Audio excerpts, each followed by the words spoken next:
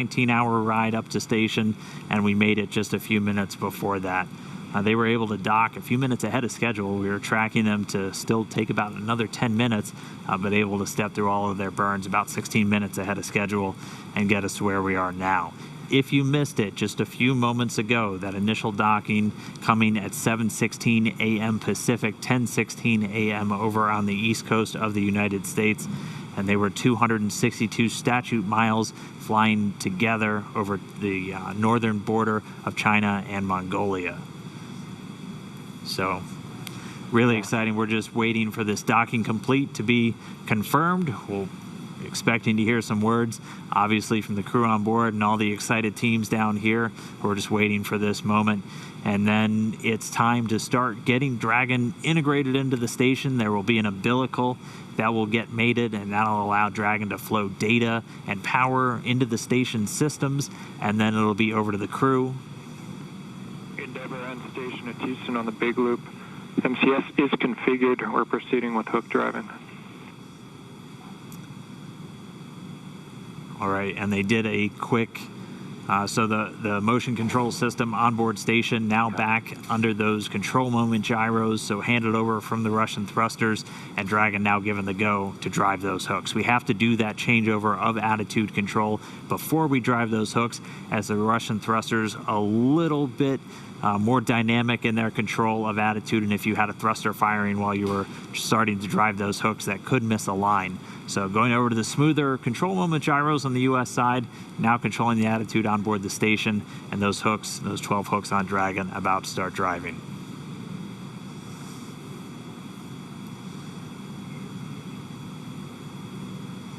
Right now, Dragon and ISS attached, just flying off the east coast of China, just underneath Japan. Attached to each other, we recently passed over to the orbital night, so we're on the currently the dark side of the world. And actually, we're lucky enough to see soft capture happen just as we were crossing over the Terminator line.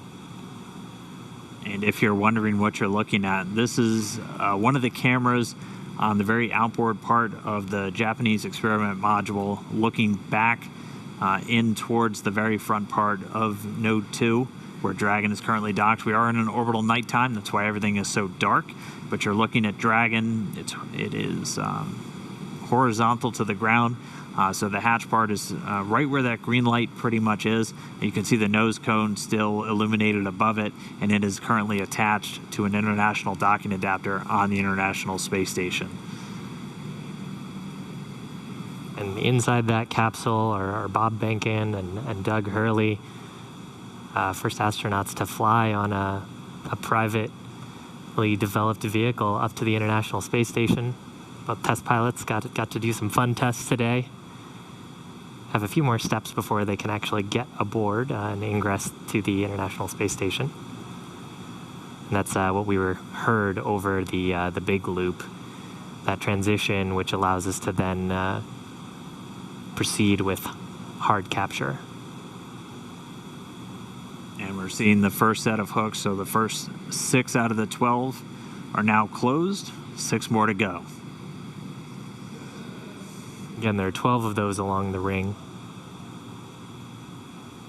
And that helps us ensure that we have an airtight seal. It is vacuum around them right now, so we want to make sure we're keeping all of that valuable life support in the vehicle. Now the combined ISS Dragon vehicle.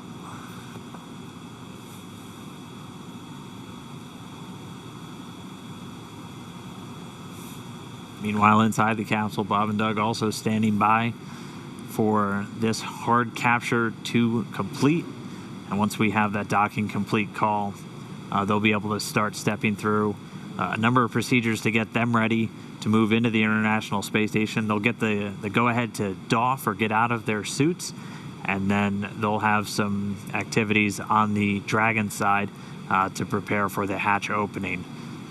Chris Cassidy will mainly be working on the station side to pressurize the vestibule, so As Shiv has talked about, the space between the Dragon capsule and the space station was exposed to vacuum, and even after this tight seal has occurred, we'll still be at vacuum inside. So we'll actually open up a valve to supply air from the station side into that space between the Dragon and station hatchways, and they'll get it up to the same ambient pressure that we'll have inside of Dragon and on the station itself.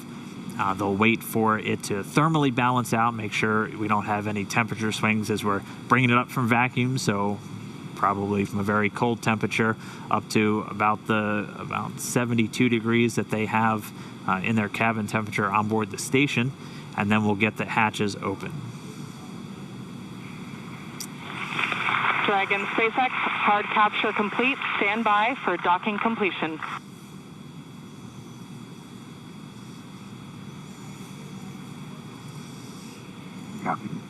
And now that hard capture is complete, so that's confirmation of those 12 latches to create that airtight seal. Now that's complete, the umbilicals from the station side will interface with the Dragon vehicle umbilicals, and that'll provide power and communications through space station directly to Dragon. Pretty much the whole way up, Dragon's been using a combination of batteries and its solar cells pointed at the sun to make sure that it has enough electrical power for the journey up.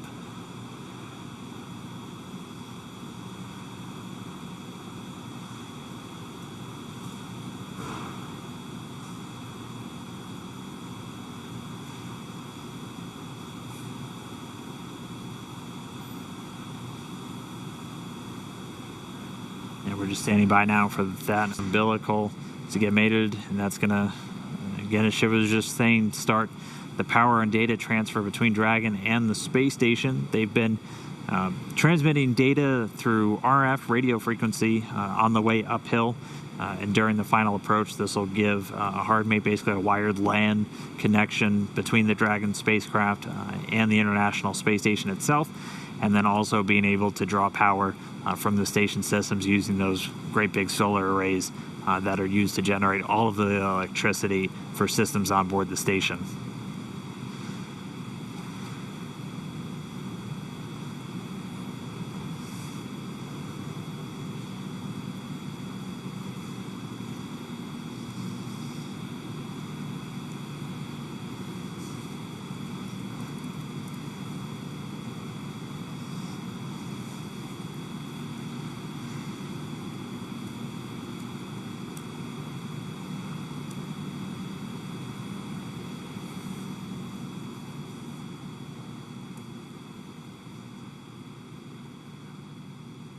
The soft capture system has been stowed. We see the umbilical starting to deploy. About 40% of the way so far, going pretty quickly. Should just take a couple more seconds until we're all the way connected. And then we should be getting that docking complete call out from the core here in Mission Control, SpaceX and Hawthorne. Standing by. Dragon SpaceX, docking sequence is complete.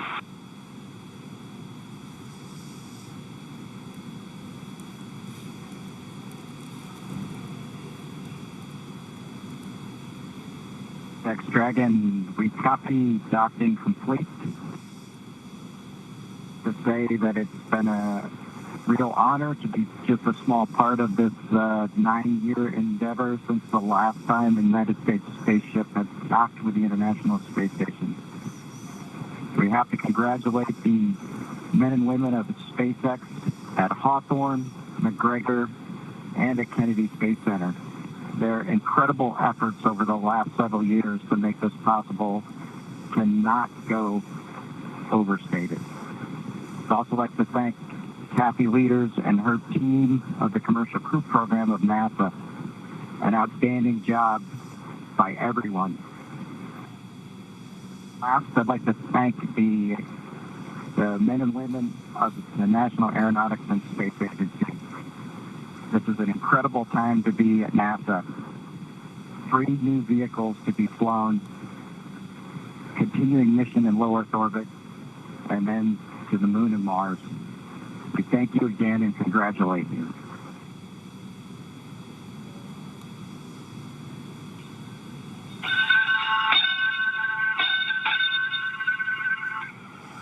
Dragon arriving. Crew of Expedition 63 is honored to welcome Dragon and the Commercial Crew program to welcome aboard the International Space Station. Bob and Doug, glad to have you as part of the crew. Well done. Bravo Zulu. Okay, happy. Thank you, Chris. Thank you, Chris. Endeavour, this is Houston. Bob and Doug, welcome to the International Space Station after your spectacular rendezvous and docking of the first Crew Dragon vehicle. For the first time since the retirement of the Space Shuttle, you have completed a historic ride to the ISS and have opened up a new chapter in human space exploration. On behalf of the flight control teams here in Houston and in Hawthorne, California, and to our SpaceX colleagues, bravo on a magnificent moment in spaceflight history and on the start of a new journey that has changed the face of space travel in this new era of space transportation. Bob and Doug, good luck, and we look forward to working with you on board.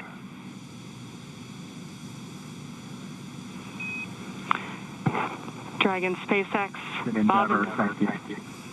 Bob and Doug, we here at SpaceX are honored to have been part of ushering in this new era of human spaceflight.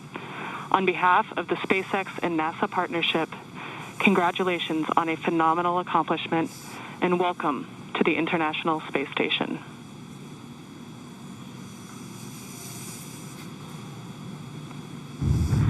Well, thank you, Anna. We appreciate all the good words and everyone thanking us, but it truly was a magnificent effort by the entire team, the SpaceX team, the NASA team, and a team across America who was able to pull this off and bring human spaceflight again to our nation. Thanks for everything. Happy to be aboard.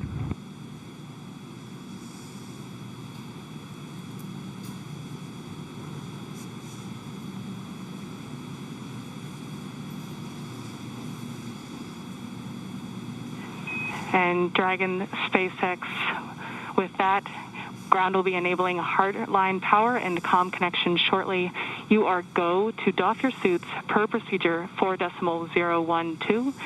We will be configuring your video to go external shortly, and we have one request for Bob's suit doffing when you're ready to copy.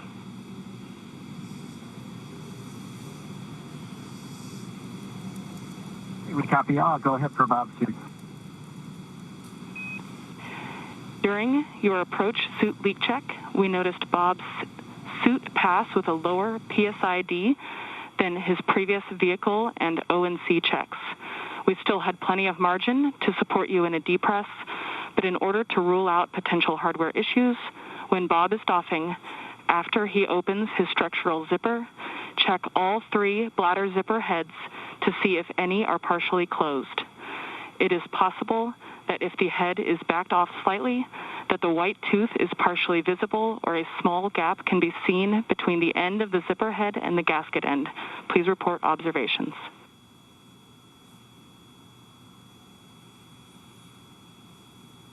Copy. Bob will take a close look at his zippers when he doffs, and he'll get doffing first, so we'll let you know as soon as we see something or if we see something. Great. Thank you so much.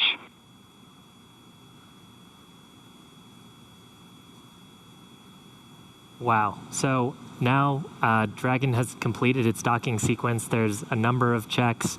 That was an absolutely historic moment. And in spite of that, the ground team's getting right back to business, talking about the suit performance. Just let us know when the interior cameras are secure. On Dragon to ground, Gotta turn the cameras off first before we can get them out of their suits. Absolutely. So spacecraft is now docked. They've got several tasks that they're going to need to be able to do. While we're waiting for those tasks to happen, we're actually going to take a short break. But if, in case you just missed it, the Dragon spacecraft is now docked to the International Space Station, docked at 7:16 a.m. local time. Yep. Bob and Doug are at the space station. Yeah, they're there. It was just under a 19-hour journey from their launch to their docking, so pretty much right on what we were expecting. They got there a little bit early today, which was nice, as they were able to get through all those burns. But they're docked. It's going to be a little while. They have to do that vestibule pressurization, and then they'll have to do some leak checks. Dragon on Dragon to ground for Bob. I've got both structural zippers on my gloves lowered, and I do see white teeth visible on both sides. It looks like a full white tooth. I'll give you an update once I get to the leg zipper. Copy. White teeth on both sides, and we'll await your next status. So the crew right now just going through some checks of their gloves. They're about to get out of their suits. That'll be the first step for the crew on board Dragon. For the crew on board station, Chris Cassidy is going to start getting that vestibule pressurized, and then they're going to do leak checks. So they're going to be actually taking atmosphere from station, putting it into that vestibule, and then once we get all the leak checks done, things are thermally stabilized, it'll be time for hatch opening. We'll be able to see Bob and Doug get into the space station for the first time from on board the Dragon spacecraft. And again, for Doug Hurley, this is the exact port he was at almost 9 years ago when he was on the very last space shuttle mission, and now he's commanding the first commercial vehicle to dock with the International Space Station. I think that's going to do it for us in Hawthorne. We're going to give you into the very capable hands of Gary Jordan to take you through the rest of the hatch opening. We're going to be watching from here and following along. We can't wait to see these crew members on board the International Space Station. Thank you for everybody who tuned in. We hope you enjoyed the launch. We hope you enjoyed the ride uphill. We really hope you were with us every single moment from suit up until now, so you've been up for over 24 hours. But it's been an incredible experience for us to see these guys get on board the International Space Station, to watch Dragon go through the paces, to be lofted into orbit on Falcon 9. Something we've been waiting for years, seeing it come to fruition. I'm still grappling with. Dragon, SpaceX on Dragon really to ground. Incredible. Video is and no Shiv, interior. It was an honor doing this with you today. Yeah, absolutely, Dan. Dragon copies. Thanks, Anna. Can't step on the crew. That's step the one on the rule. yeah. But there were some really great words there from all the flight control teams about how this was a joint partnership between NASA and SpaceX. I think everyone is over the moon here at SpaceX for this. Bob and Doug have got to be excited, and now back to business to get the vestibule ready to go, and then get them on board the station. So again, thank you for following us. Please continue to watch as Gary takes over for the hatch opening portion, and keep following our social media for more updates on what's happening with hatch open. Over to you, Gary. Thank you, Shiva. Thank you, Dan. What an incredible flight for Bob and Doug, lifting off just yesterday and now in space, attached to the International Space Station. Some kind words all over after docking at 9:16 a.m. Central, and a hard mate just 11 minutes later. We're still not done here. We're going to take you through the pressurization sequence and eventually hatch opening of the International Space Station. SpaceX Dragon on Dragon to ground. Cabin mic check, come. And I hear you loud and clear on Dragon to ground. How many? Loud and clear. Excellent. Good comm checks. We still have a lot of work to do here. We're going to pressurize the vestibule and eventually get... And SpaceX Dragon with an update from Bob. It looks like white tooth on the leg zipper as well. We'll take a close look if we can see anything else that might have resulted in that lower leak check pressure. Copy. Really appreciate the report. Thank you. Teams behind me will be configuring the Dragon and the International Space Station to welcome Bob and Doug aboard. First, of course, the International Space Station attitude control moment gyros, really holding the Dragon in place through the hard capture sequence. We'll start enabling those thrusters and pressurizing the vestibule. It'll take about an hour until we're able to get the hatch open. The teams here in Mission Control Houston, Orbit 2, led by Flight Director Zeb Scoville, will be taking us through that process.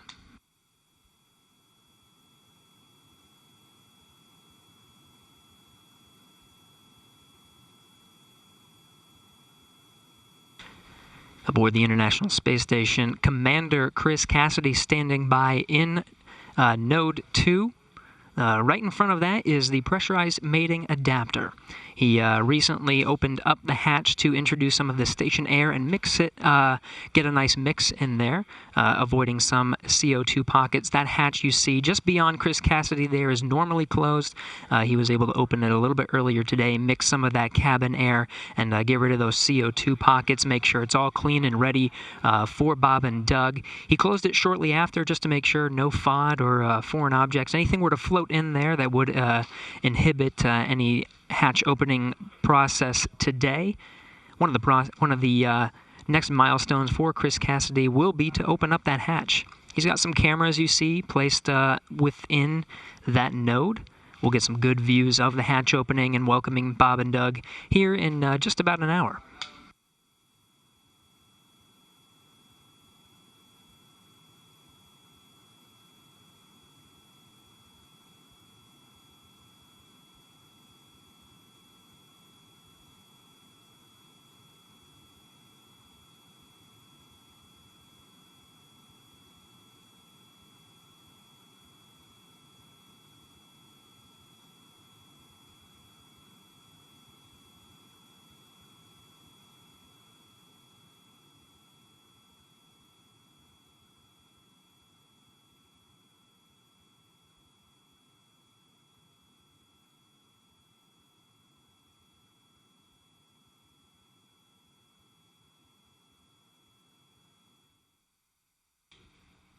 A big moment in history today, May 31st, 2020. Just on the other side of that hatch, Bob Behnken and Doug Hurley have successfully arrived at the International Space Station. Still a couple of milestones to get through before we can open up that hatch. It's going to take some time. First, pressurizing the vestibule in between the station and Dragon. We'll bring that up to pressure. It's going to take some time for that pressure to stabilize. Of course, the temperature within that vestibule causes a little bit of swing, so we'll just wait for that to pressurize or to stabilize before opening up that hatch. Here in Mission Control Houston, Flight Director Zeb Scoville welcoming the director of the NASA Johnson Space Center, Mark Geyer. We'll have a few other VIPs here in the room to welcome Bob and Doug once they get through that hatch.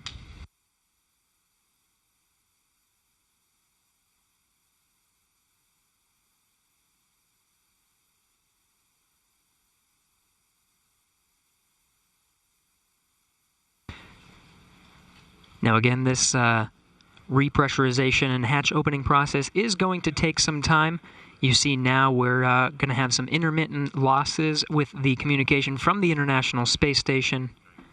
You're seeing now the International Space Station Flight Control Room led by Flight Director Zeb Scoville. Just a handover of some of those audio and visual communications. We'll be regaining those shortly. Might lose them intermittently throughout the repressurization process, but the teams here will be monitoring all of the procedures, again, pressurizing that vestibule and eventually getting to that hatch opening.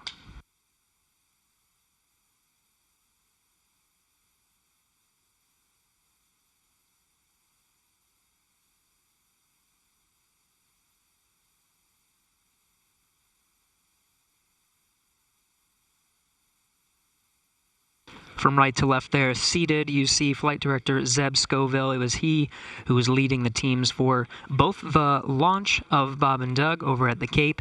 He was leading the teams here in Mission Control Houston. You just saw the Johnson Space Center Director Mark Geyer walk off to the side. Seated next to Zeb Scoville, Joshua Kutrick. He is one of the members of the most recent class of astronauts, the class of 2017. Canadian Space Agency astronaut, went through candidate training and officially became an astronaut just recently.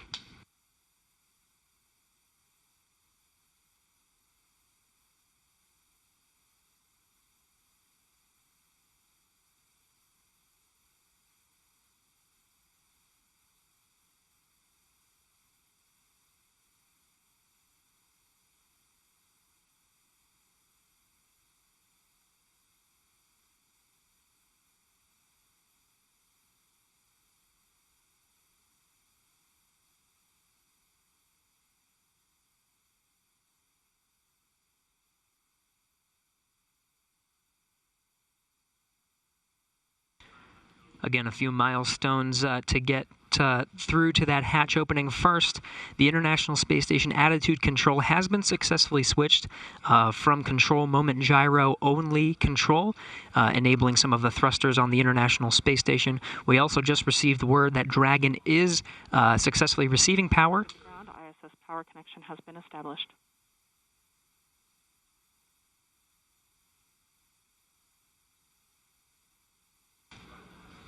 And there you have it. Dragon is successfully receiving power from the International Space Station.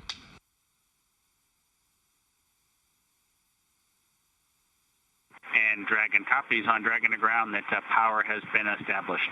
Just let us know when we should make a hardline comm check. We will, Co. Thank you.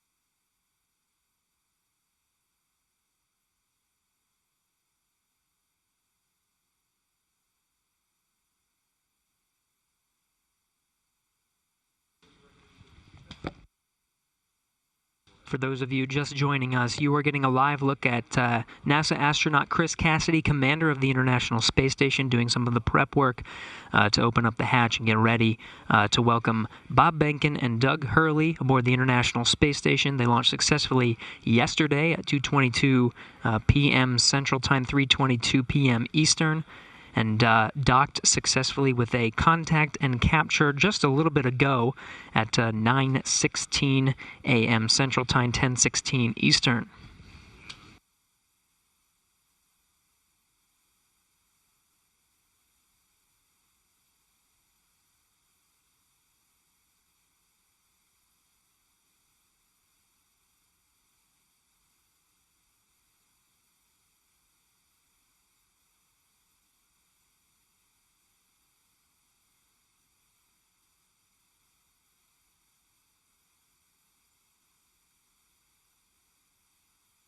Now, some of the milestones to get that hatch open have already taken place. First, attitude control.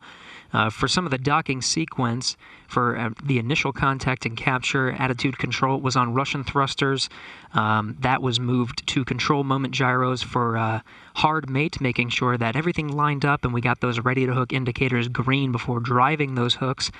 The attitude control has since been switched to enable some thrusters on the International Space Station. We did get confirmation of good power being delivered from ISS to the Dragon. Next will be to test some hard line communication between Dragon and the International Space Station.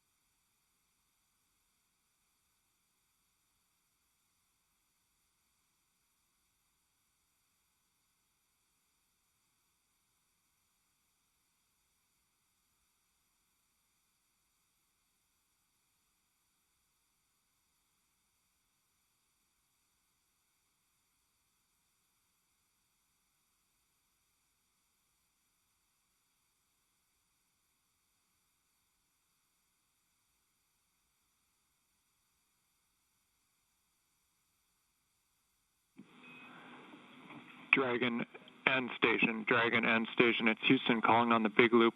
We're prepared and getting ready to transition the comm system to hardline, at which time we're going to do a couple comm checks. We just want to make sure everybody's on board with that and aware. So Dragon, first, maybe let me know if you hear this and if you're go with that plan.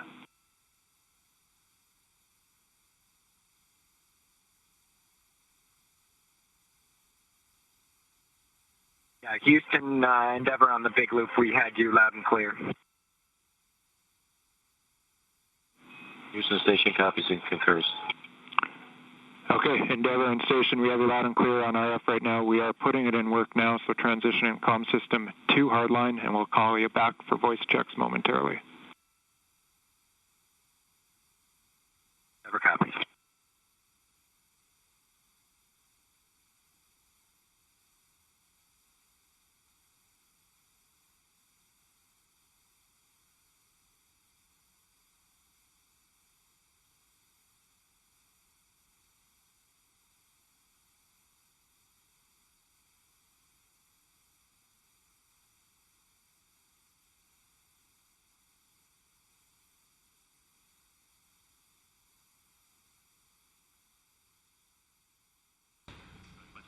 This is Mission Control Houston. The voice you just heard was Capcom Joshua Kutrick from here in Mission Control Houston, relaying through the big loop that's integrated communications with Dragon and the International Space Station, just taking us through those procedures until we get to hatch opening.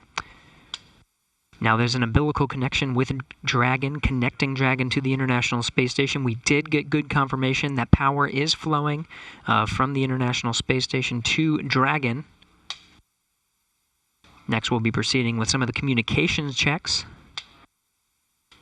The big loop established on the C2V2 Common Communications for Visiting Vehicle through some of the last legs of the rendezvous and docking of Dragon to the International Space Station. We'll switch that over to hardline communications, testing that out here shortly.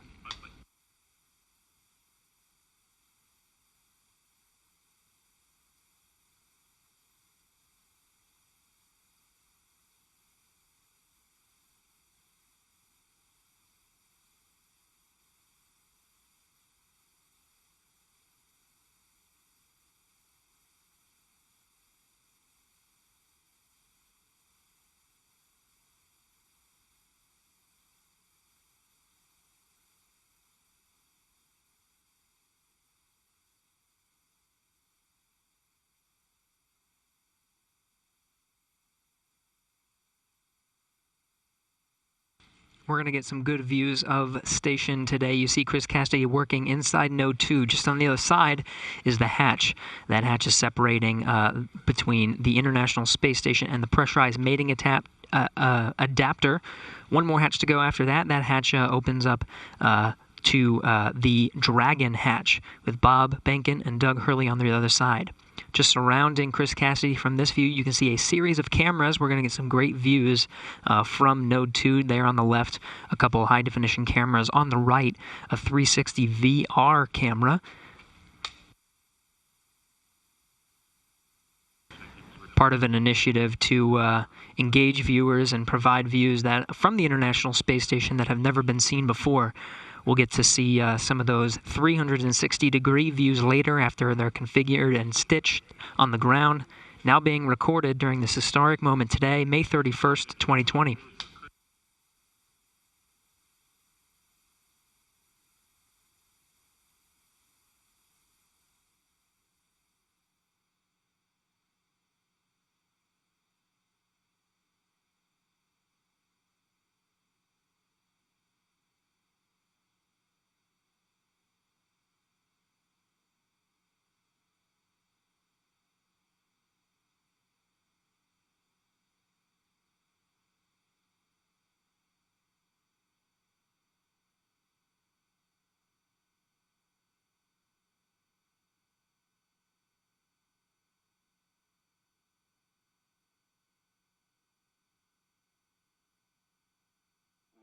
Affirmative, we are on the same page. Those steps in the execution note are all that's needed. Copy, in work.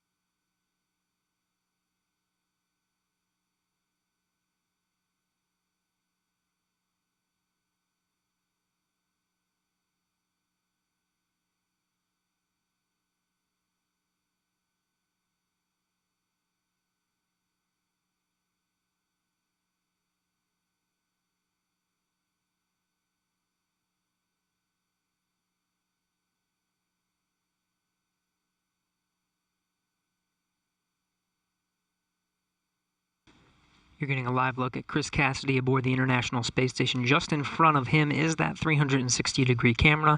He's got cameras situated all over Node 2, pointing right towards that hatch. On the other side, we'll be welcoming Bob Behnken and Doug Hurley after pressurization of the vestibule, and we'll start beginning hatch opening after that.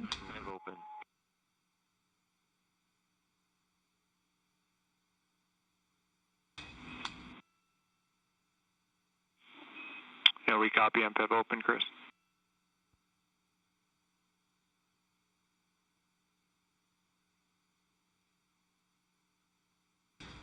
Another handover of communication from the tracking and data relay satellites, providing video and audio communication from the International Space Station, now integrated with the Dragon Power. Still looking towards some of those hard-line communication checks. Again, we'll lose communication intermittently as the International Space Station flies 269 statute miles. Station Houston on 2 for Chris. We're go for open on the Node 2 forward hatch.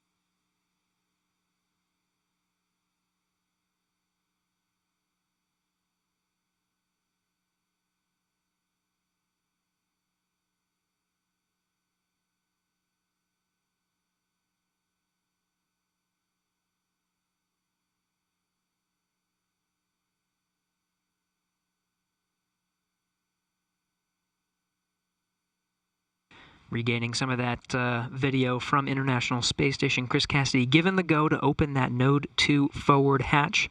Again, he opened it a little bit earlier today to allow some of the station air to mix into the pressurized mating adapter. There it is.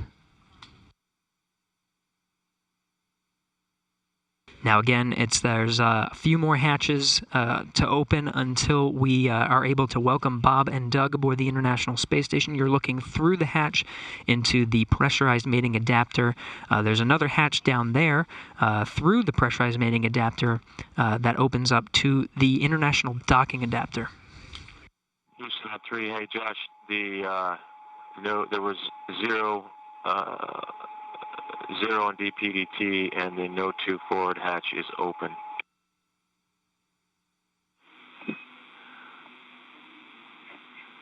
And Chris, we copy Node 2 forward hatch open. We concur your go for the next yellow activity. That's your 1515 activity. It's step 2 in 2.102 Crew Dragon ISS arrival through hatch opening. Basically, you're going to cycle the 8-pass equalization valve. And Dragon SpaceX on Dragon to ground. If desired, reference procedure 4.400 to monitor vestibule pressurization.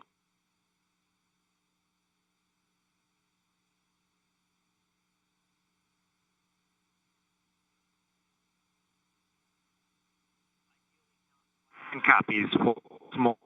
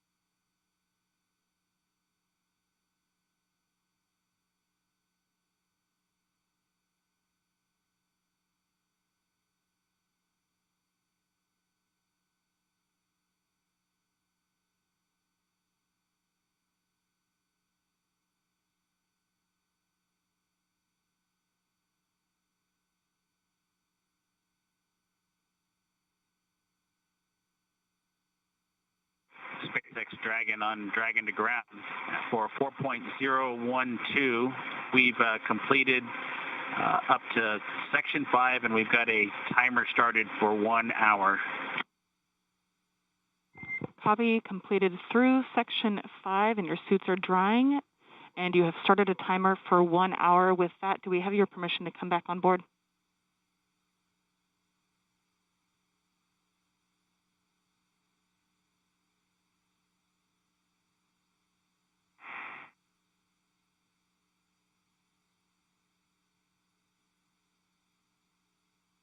Get you back on board.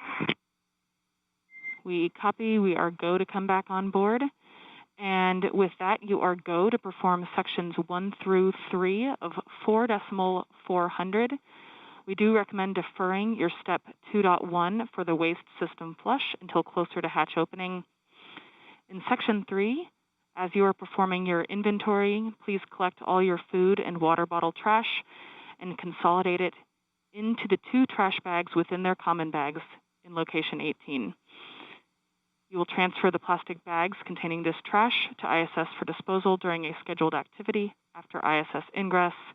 And do note that you are welcome to defer this inventory until after you eat your meal that is scheduled for right about now.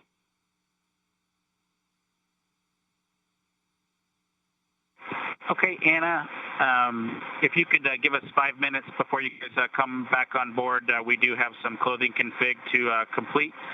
Understand we've got to go for sections 1, 2, and 3 of 4.400, and we will consolidate our trash into the bags provided in location 18. And we'll defer the docked waste configuration, section 2 of 4.400, until it gets closer to hatch opening. Station, we copy 1507. We copy, and we will wait 5 minutes before coming on board, and we'll check with you before we do so if we don't hear from you first. Copy, ready.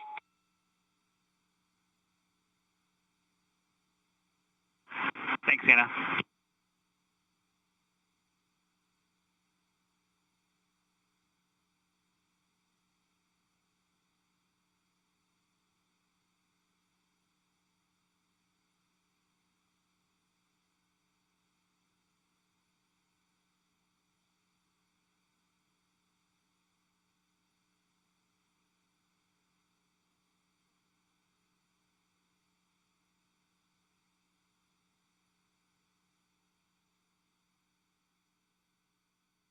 This is Mission Control Houston. You're listening to crews on board the International Space Station and Dragon prepare for opening the hatch. You're seeing Chris Cassidy aboard the International Space Station already opened the hatch to the pressurized mating adapter just below that hatchway you see at the center of the screen here. On the other side of the hatch is the hatchway to the International docking adapter. On the other side of that, the recently docked Crew Dragon. Vestibule pressurization is underway. This will equalize the pressure between Dragon and the International Space Station. Once it does come up to pressurization, it will take some time to equalize that pressure because of the temperature difference in the vestibule. Just take some time to stabilize. Dragon, Endeavor, it's Houston. Calling you on hardline now for a voice check. How do you read?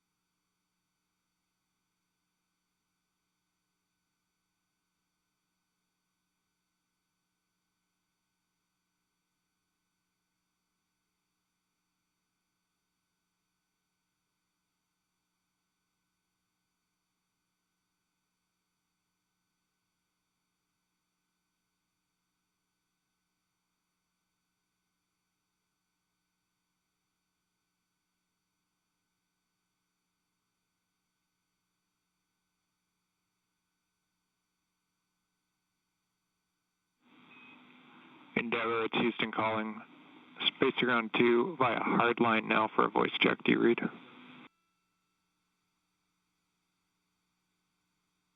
Houston Cotton. Today got voice check. How do lead us? Counting 121, 122, 123, 124, 125.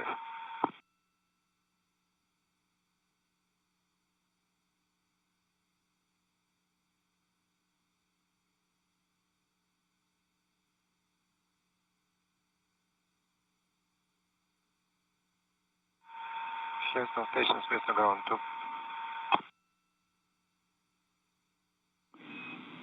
And Station Houston on 2. Anatoly, we hear you loud and clear. We're going to swap a couple minor things here and try Dragon again. We're just still trying to get calm with Dragon. Stand by 1. Dragon again. Dragon FM, voice check. How do lead us? Counting 121, 122, 123, 124, 125.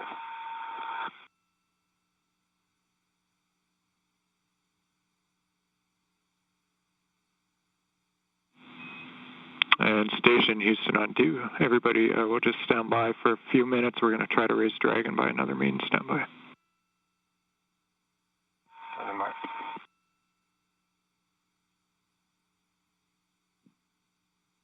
And Endeavor, it's Houston calling on Dragon to ground 1. We're trying to reach you via hardline. Just not sure if you're receiving it or not. Let us know at your convenience.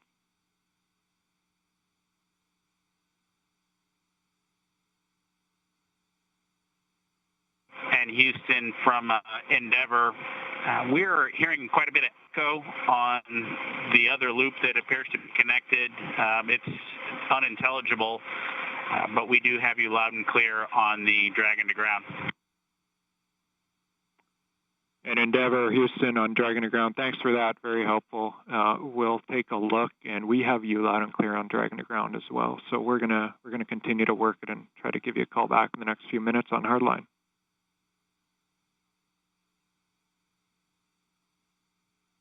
Endeavor copies. Thanks.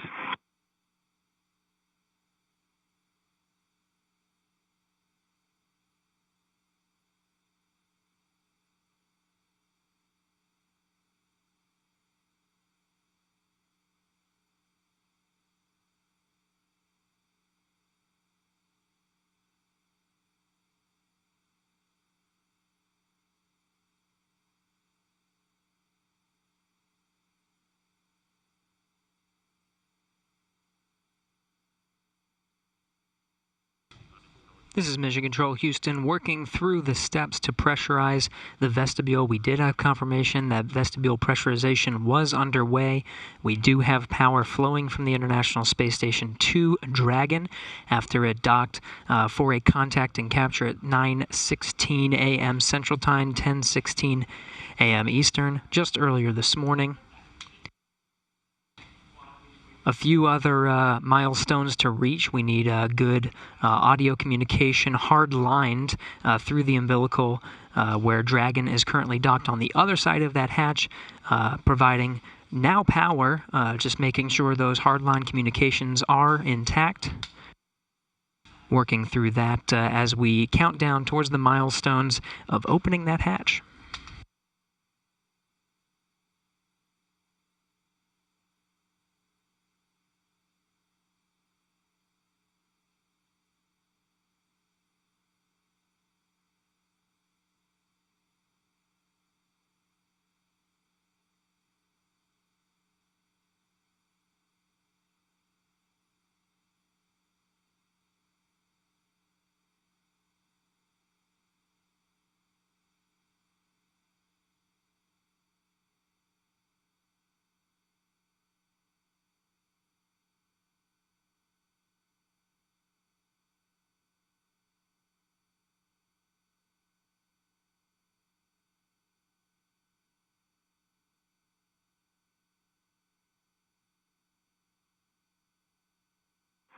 SpaceX Dragon on Dragon to ground. Go ahead. Yeah, Anna, in section 1 of 4.400, the tablet state of charge are 66 for Doug's, and 32 for mine. Copy. 6-6 for Doug, 3-2 for Bob. And do we have your permission to come back on board with video now?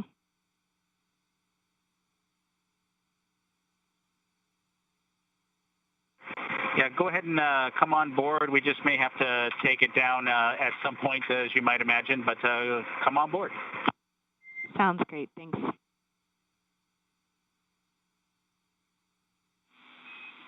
Station Houston on 3 for Chris. Your convenience, but just an update on the comm status.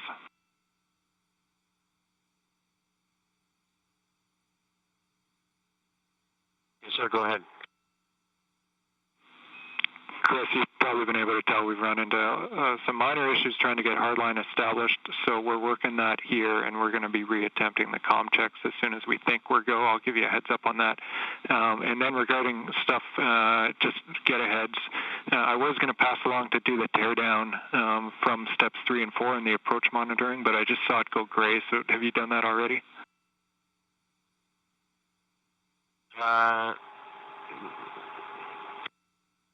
Hold on just 1 second. Which one was that? Maybe I fat fingered the wrong procedure. Yeah, no, it's subtle. So it's in the execution note for Dragon approach monitoring, as we were monitoring Dragon earlier in the day. Down in the execution note are the teardown steps. I'm here in the cupola right now. I'll take care of it. It's not gray, but momentarily will be. Sounds good. And I'm also hearing on that we have done on the ground steps 1 through 4, so it's just 5 and 6 left for you in that teardown procedure.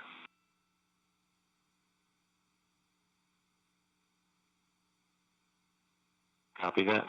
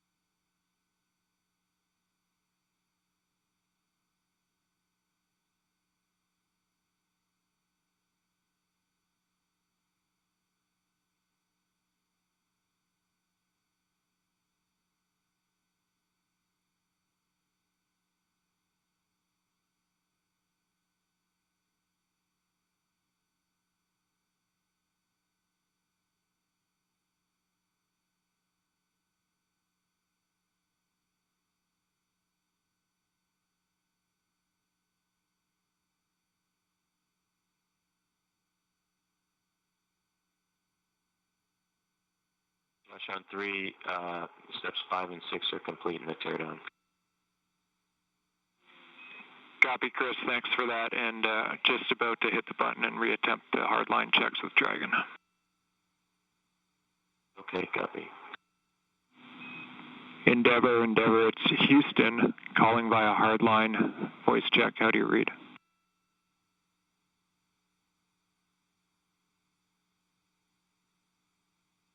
On station, say again. And station standby Endeavor. This is a call for Endeavor via hardline voice check. How do you read? Houston Endeavor, completely unreadable. It's skipping pretty badly.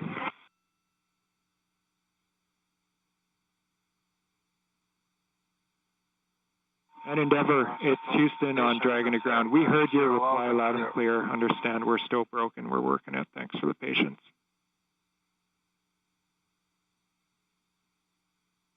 We got you, Josh. That's exactly the case. Thanks.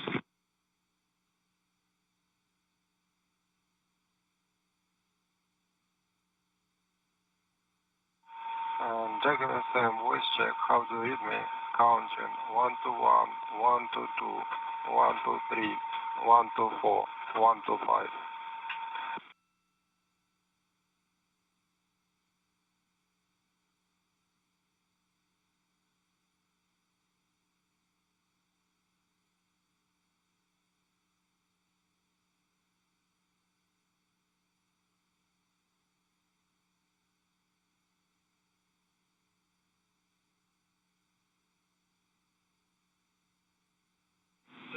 And station on 2 for Anatoly. Anatoly, we're hearing you loud and clear in Houston. We seem to have an issue still with COM2 Dragon, so we'll just have you stand by. We'll let you know when we're ready to retry. Thanks for your patience. Okay, call me on space to ground 1, please.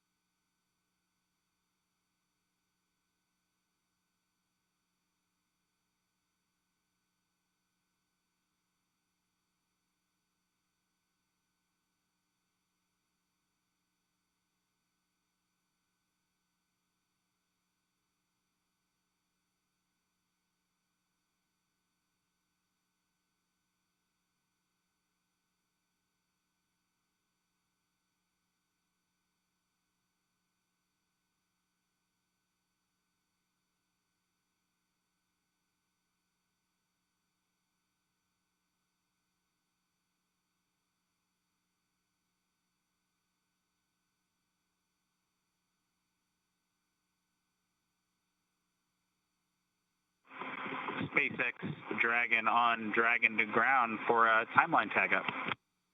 Go ahead.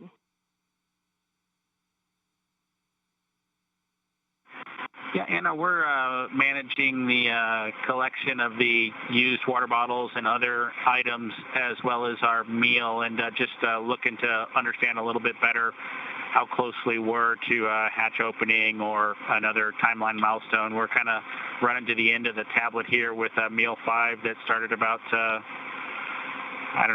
25 minutes ago or so, and so just wanting to understand how much time we've got in front of us.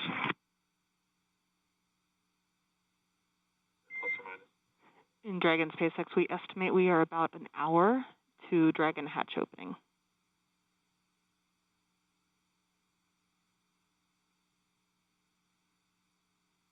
Copy that, Anna. Thanks for those words. It just helps us manage getting things done. And looks like you guys are on board. Welcome aboard, I guess, the integrated space station now, huh? Indeed. Thank you so much. We're excited to be here.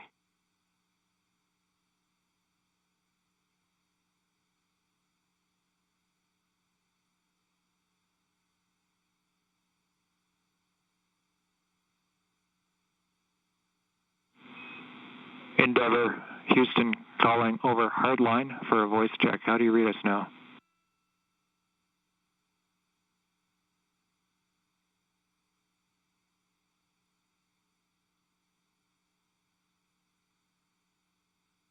Houston or station from Endeavor.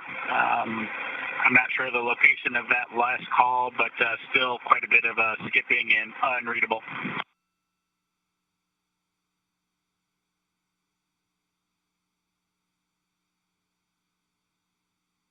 And Endeavor, it's Houston, loud and clear on Dragon to ground.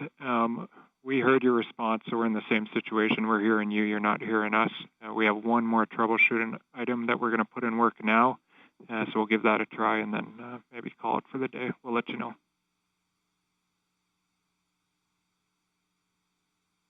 Endeavor copies. Thanks, Houston.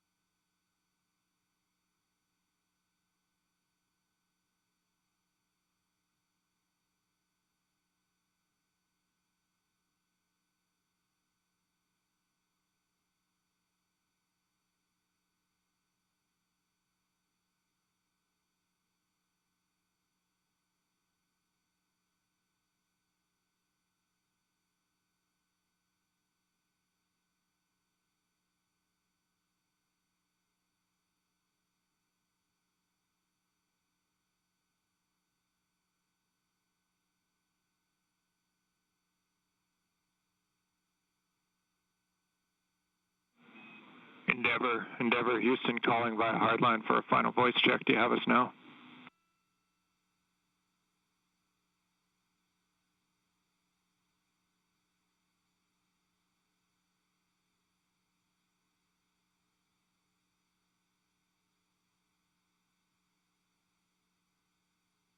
Houston, Dragon on the big loop. That was an improvement, but it's still completely unreadable.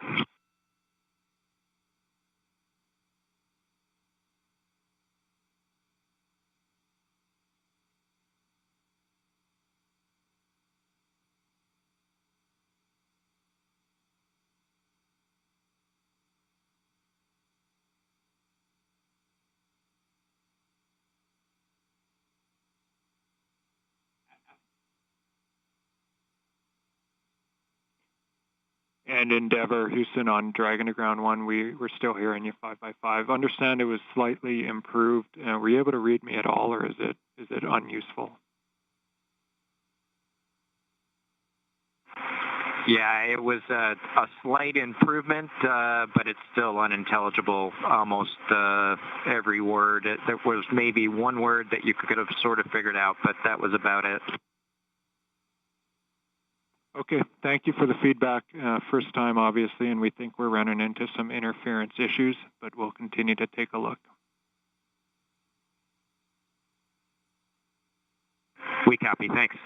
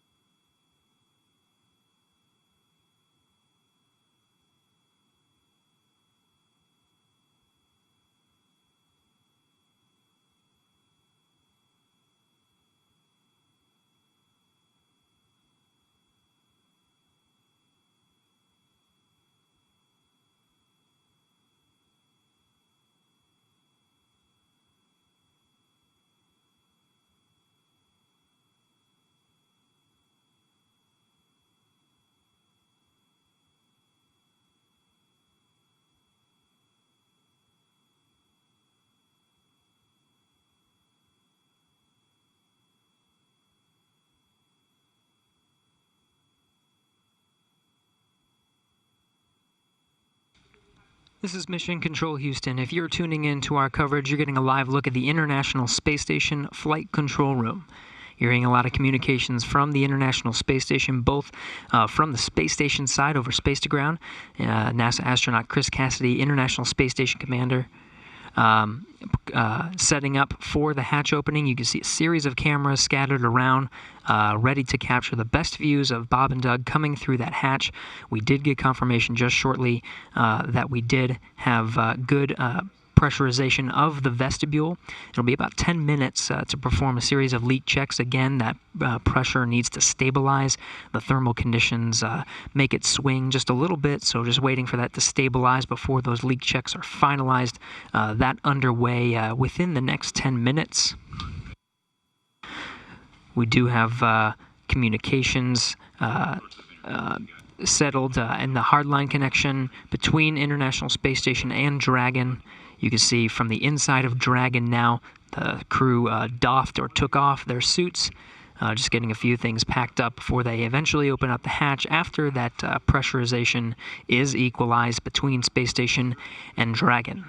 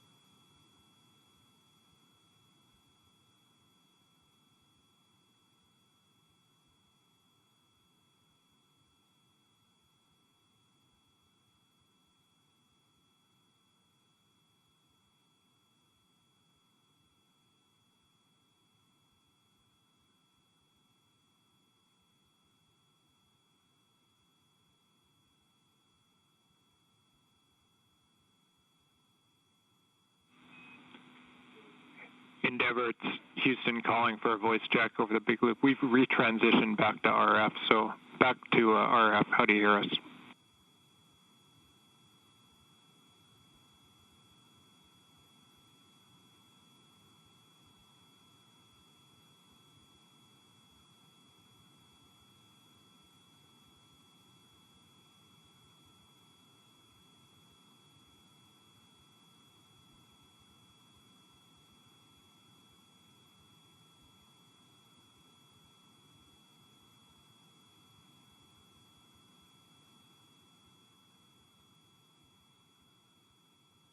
Houston Dragon on the Houston Dragon on a big loop. Was that comm check for us?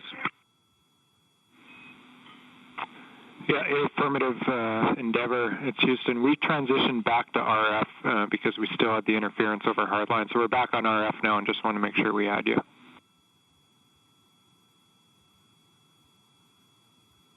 We've got you loud and clear on RF.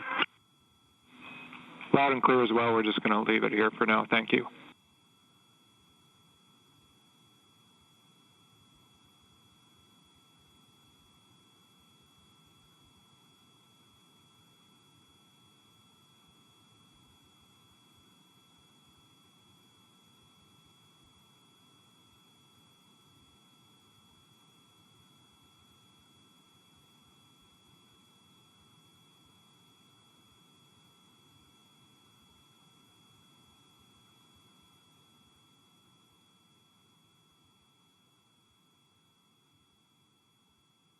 Here's a live look from inside the Crew Dragon. You're seeing Bob Behnken and Doug Hurley just preparing the inside of Dragon. They have doffed or taken off their suits. The pressurization between Space Station and Dragon is complete. They just need to perform some leak checks, make sure that pressure is stable before they actually open the hatch. Teams working together on the ground, International Space Station Flight Control Room and the Flight Control Room in Hawthorne to get that big loop communication configured so everyone can hear each other through this process, figured out a workaround using RF connection.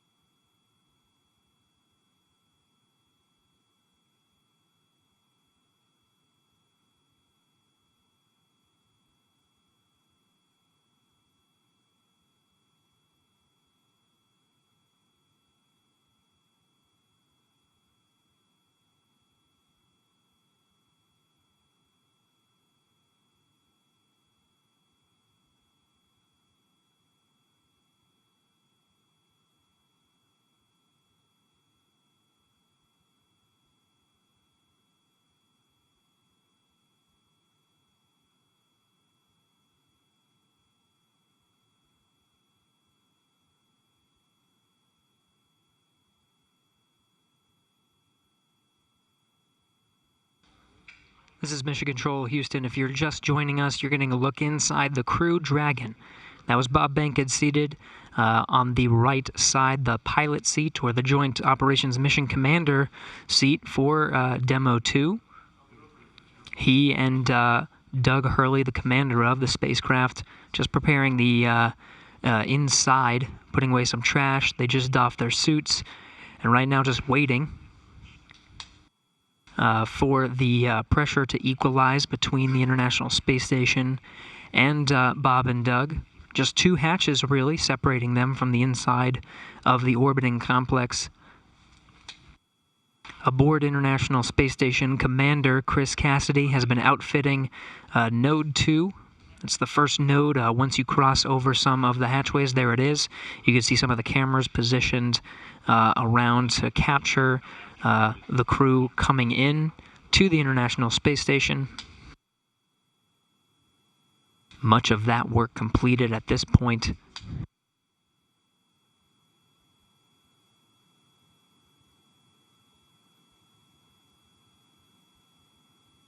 Really, at this point, just waiting for good leak checks between Station and Dragon.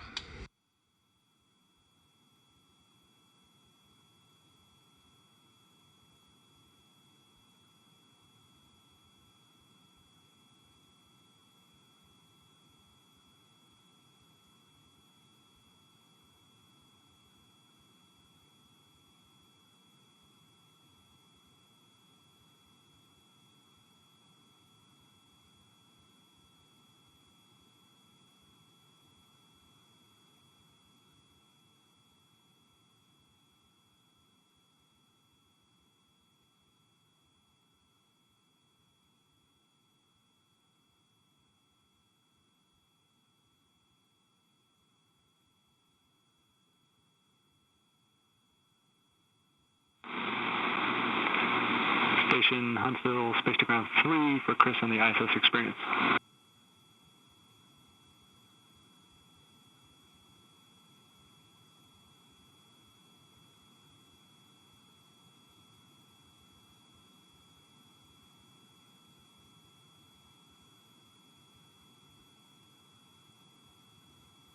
Head on 3.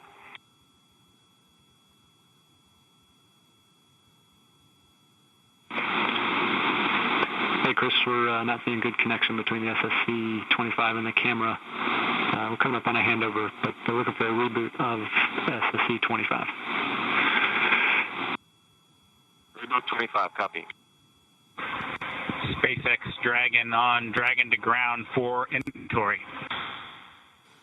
I am here and ready to copy.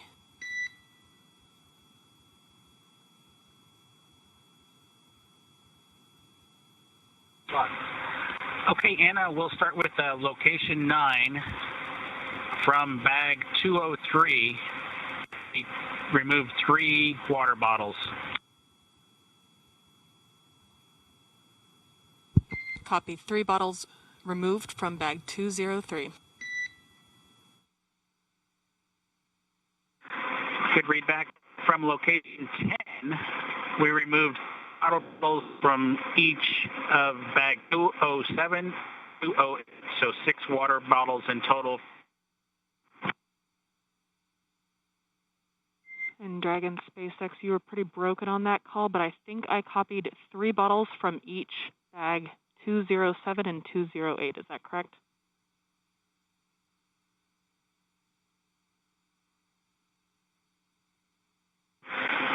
That is a good readback, Anna. I copy.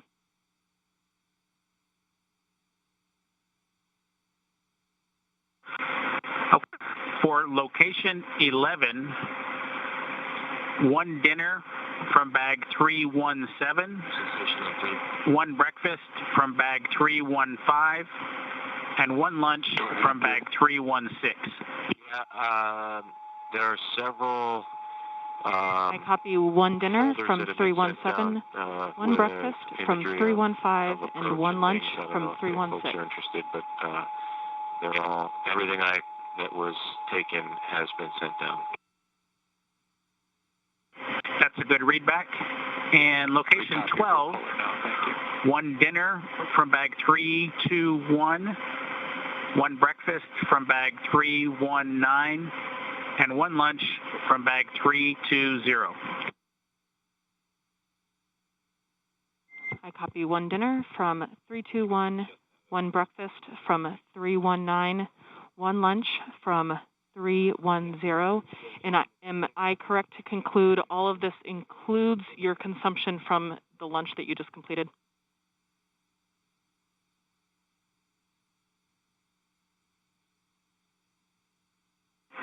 That's correct, Anna. We've finished eating, and the lunch we just completed is a good, complete list of what I've read down to you so far. The only thing we have remaining is the flush of the waste system here, and we'll do that with a water bottle and report when we do that a little bit later. Copy. That sounds like a perfect plan. Thank you so much.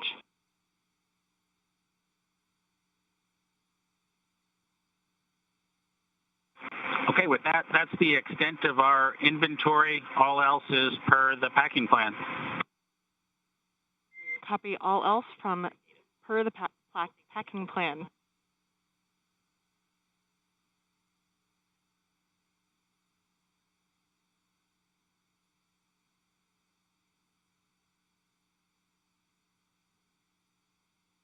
This is Mission Control Houston. You've seen Chris Cassidy, International Space Station Commander, do much of the setup, but he does have two crew members on board, both Russian cosmonauts. Next to him right now is Ivan Wagner, rookie space flyer that was on the same Soyuz spacecraft that Chris Cassidy launched on from the Baikonur Cosmodrome just a little more than a month ago.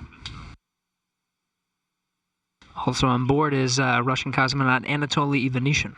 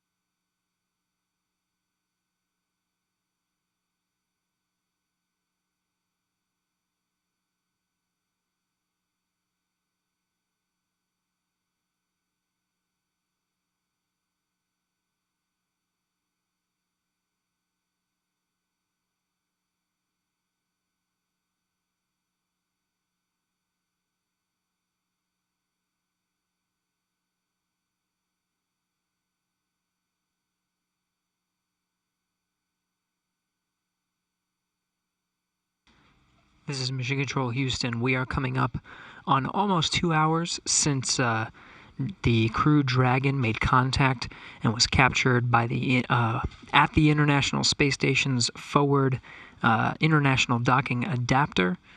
That happened at 9:16 a.m. Central, 10:16 a.m. Eastern.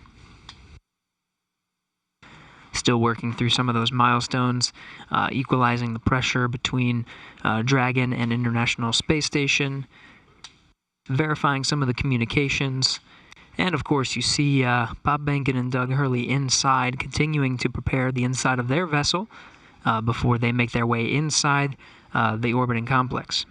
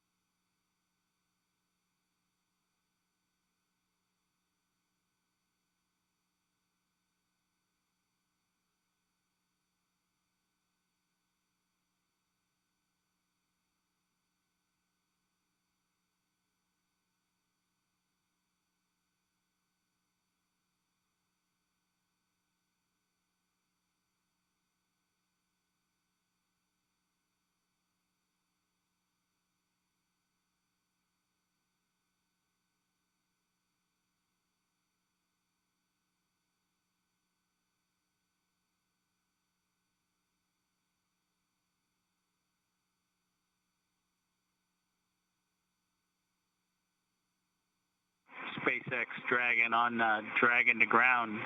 Do you mind taking the cameras down for just a few minutes here? We will put that in work and let you know when it's done.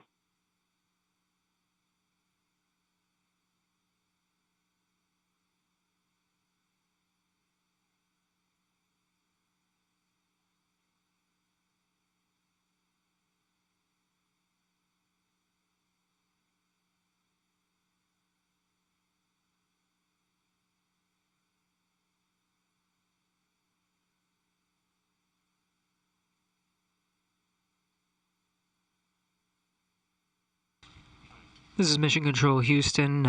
You heard the call from Bob Behnken, Joint Operations Mission Commander of the Demo 2 mission, taking down some of those video feeds. We're still waiting for some of those milestones to pass before actually opening the hatch. The Dragon crew continuing to get themselves ready before opening the hatch. Chris Cassidy on the other side, just preparing some of the camera views, making sure everything's set there, done even a little bit ahead of time. We do have confirmation that there is a good data connection path between Dragon and the International Space Station. Some of those checks underway next.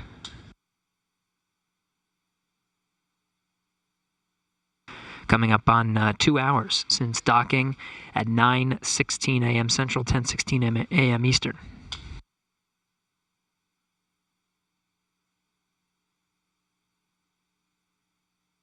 Space Station on 3.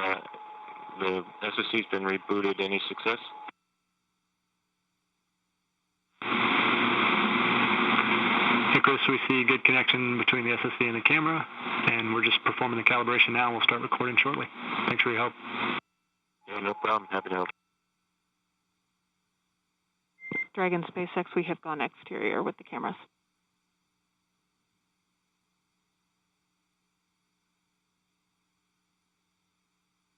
Dragon copy, thanks.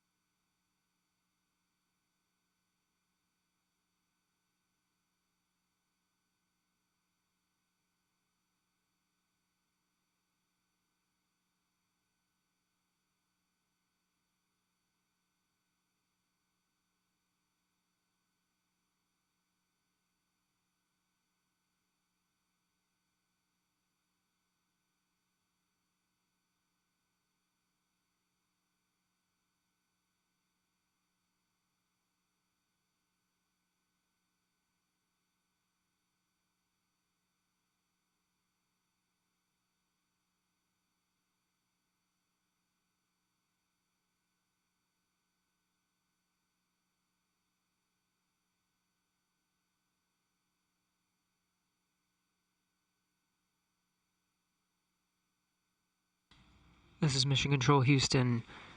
Again, you're getting a look at the inside of the International Space Station. That's NASA astronaut Chris Cassidy, commander of Expedition 63.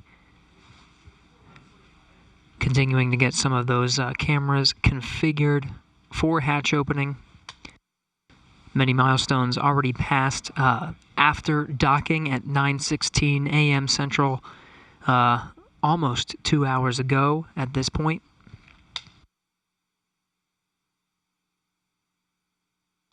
At the time of docking, the International Space Station was on Russian thrusters. After contact and capture, was moved over to control moment gyro, stabilization and attitude control. Now back to its standard configuration of thrusters and control moment gyros.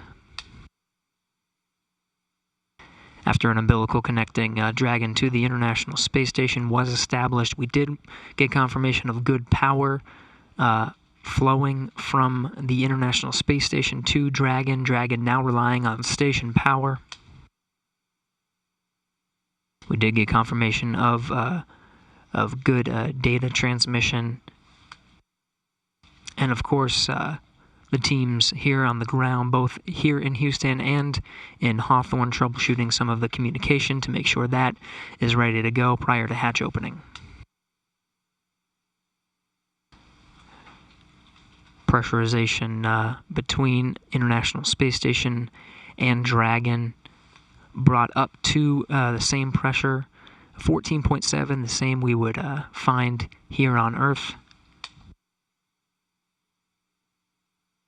Leak checks are next to confirm the pressure is stabilized between the two vehicles. You see the hatch just on the other side of Chris Cassidy there. That's the hatch to the pressurized mating adapter. There's two more hatches once you go down that hatchway. One is to the international docking adapter, and the other is the hatch of Dragon itself.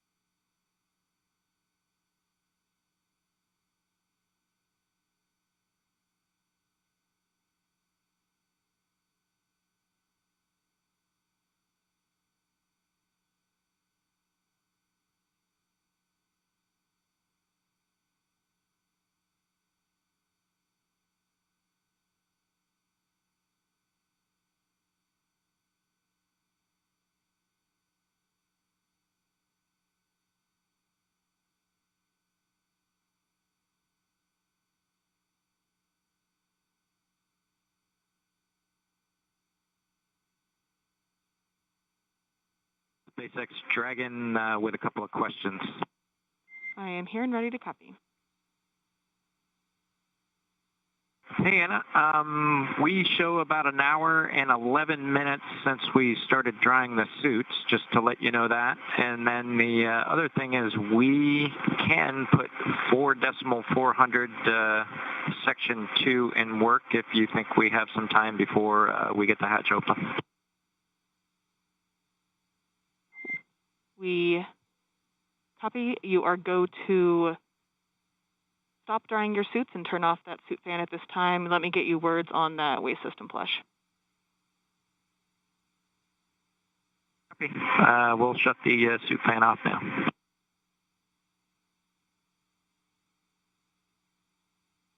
In Dragon SpaceX, we are about a half hour prior to hatch open, so you are go to do that waste system flush if that sounds good to you at this time.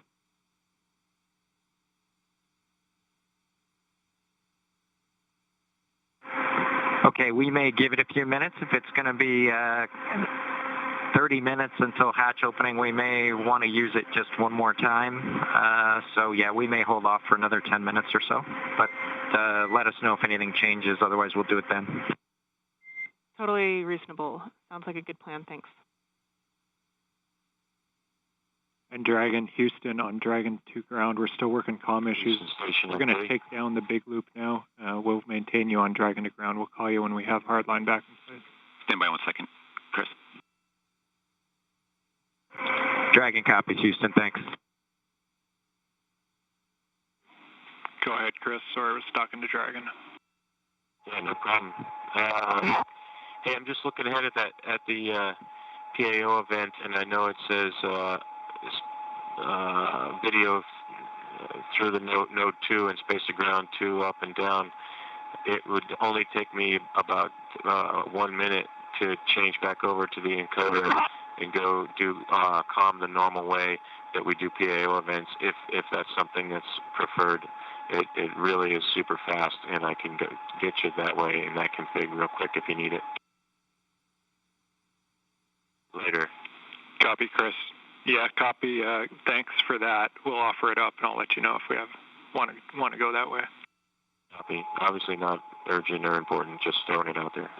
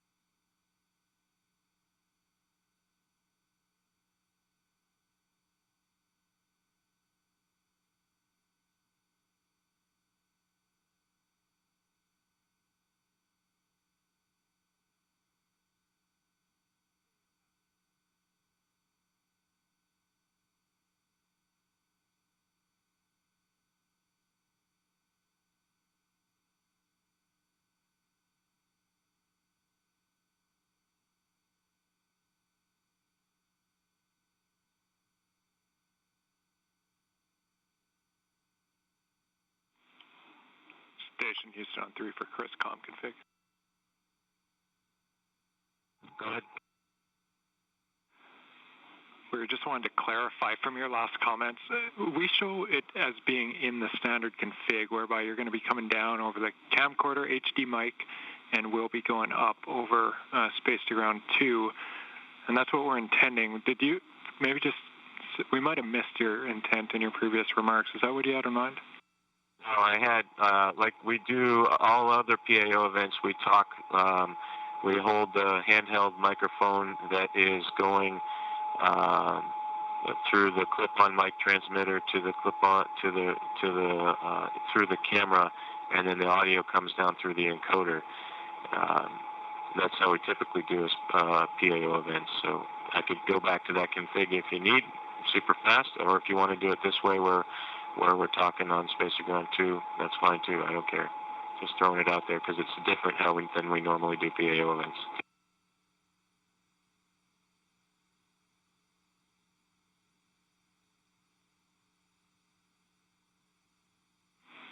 Standby.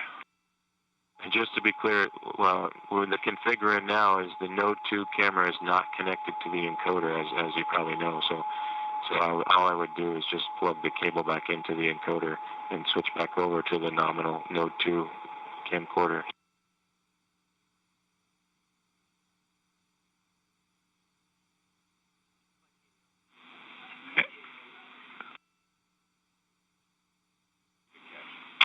And Chris, that is clear. The camera needs to be plugged into the encoder.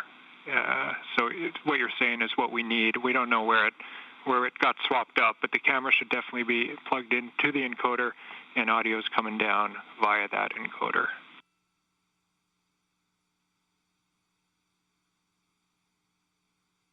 Okay, so yeah, we'll just use it on the, I guess what I was thinking is going back to one without a battery and not be dependent on the battery, and going back over to the nominal cable, which includes power. I just get a little leery about relying on these batteries. Copy. We have Photo TV online, so we're talking to them on the phone right now. Standby one.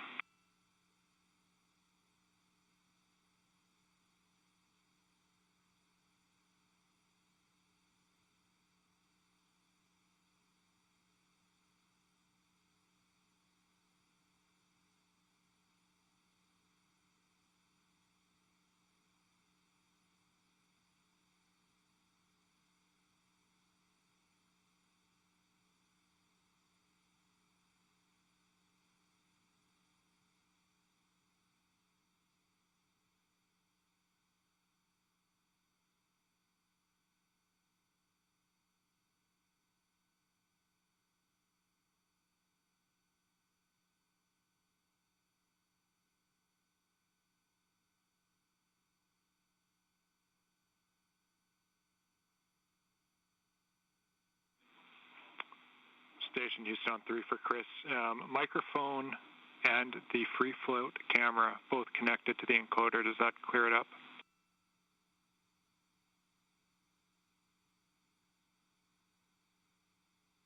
Okay, copy all. You want the free float camera, and we'll use the handheld microphone through the ATU. Copy all. No problem. I think I'm not communicating. No pun intended. But I think we're in a good config now, and I won't swap over to the nominal Node 2 camera.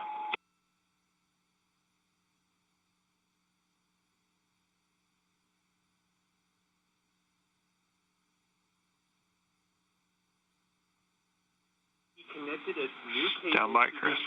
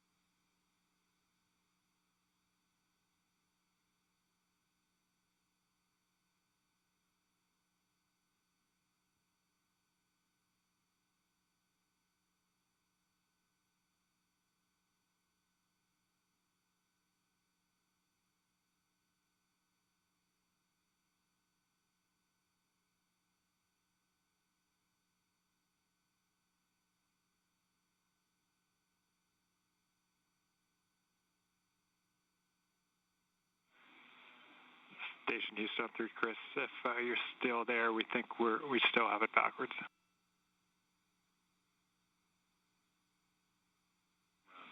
So I see you look.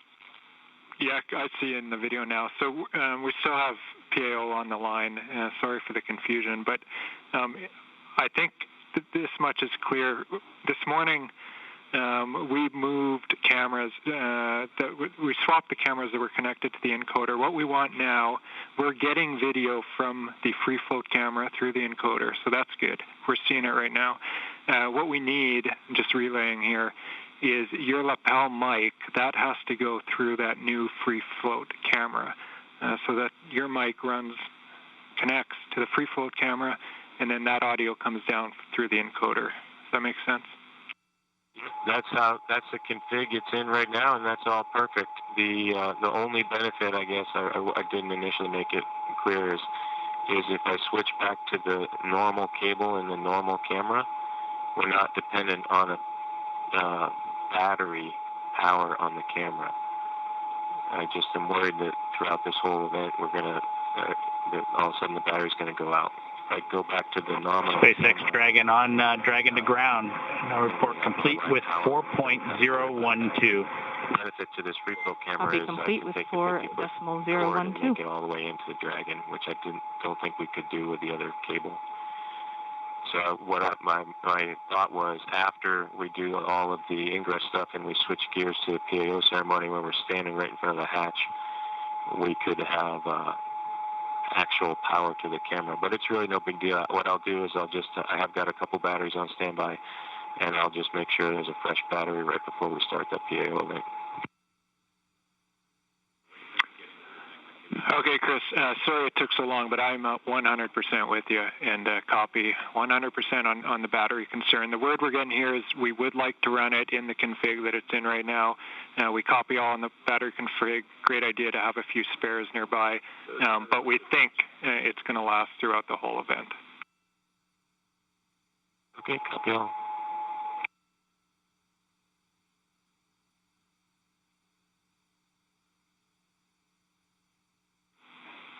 And Station Houston on 3 for Chris. With that out of the way, you have a go when able for your 1615 activity. 1615, that's your go for steps 3 and 4 in 2.102 Crew Dragon ISS arrival. Okay, 1615 activity, in work.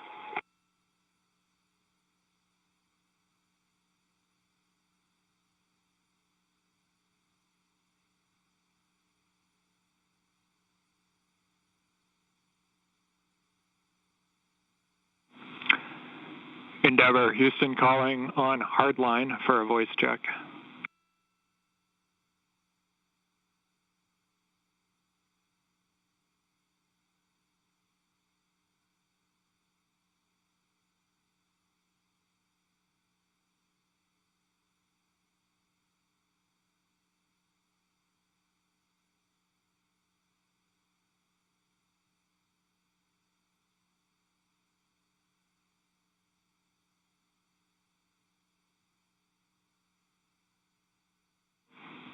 Endeavor, Houston calling via hardline for a voice check.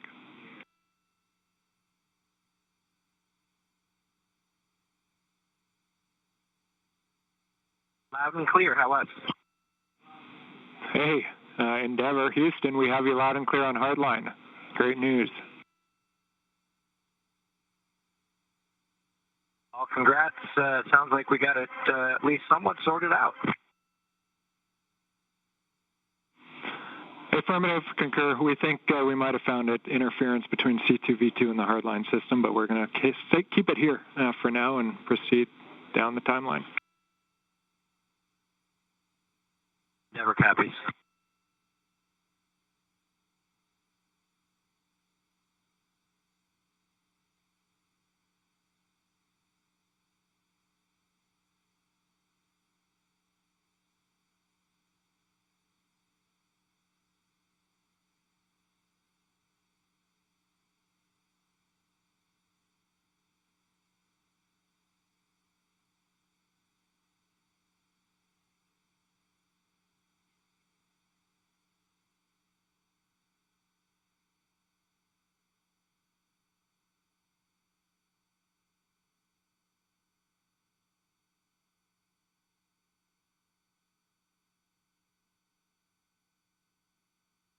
Houston on 3, hey, can you back me up on the PDT? Will do, we're checking.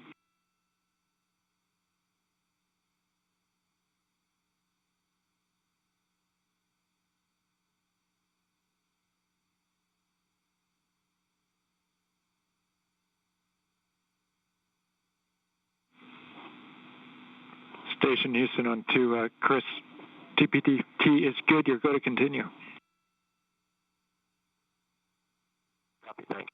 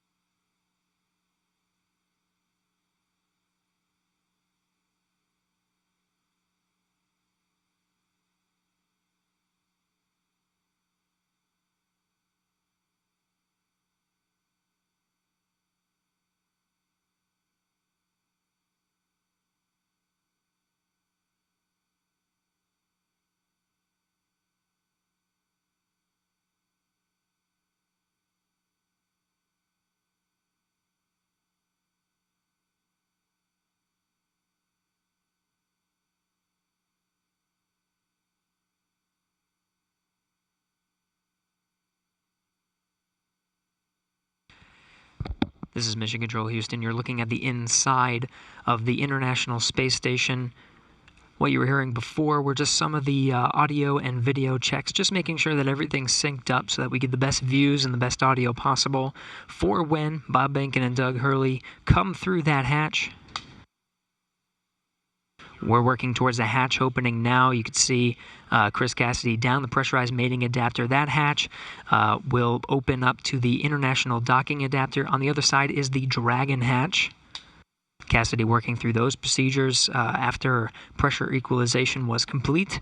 Now expecting around the order of 10 to 15 minutes maybe until we finally get that hatch open. So we'll stand by, keep those views coming from the inside of the International Space Station to welcome Bob and Doug aboard.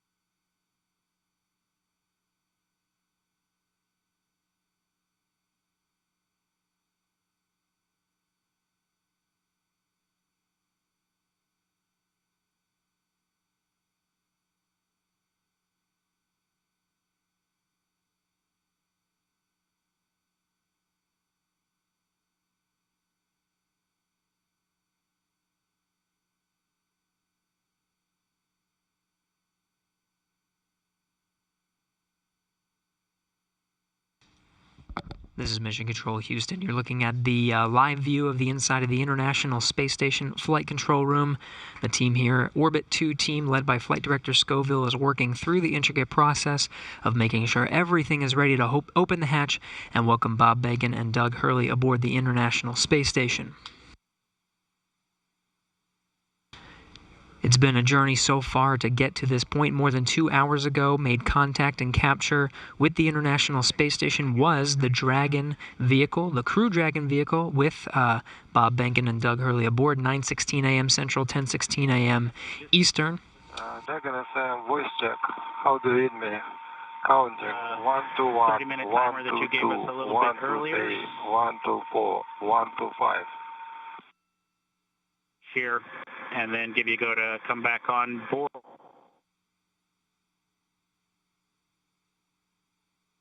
In Dragon SpaceX, you were pretty broken in that previous call. Houston stations with ground 2. I don't hear Dragon.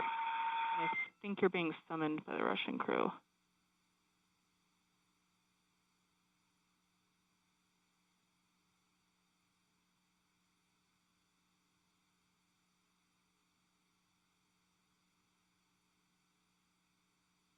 In Dragon SpaceX, I was told to proceed with you. Can you please repeat your last?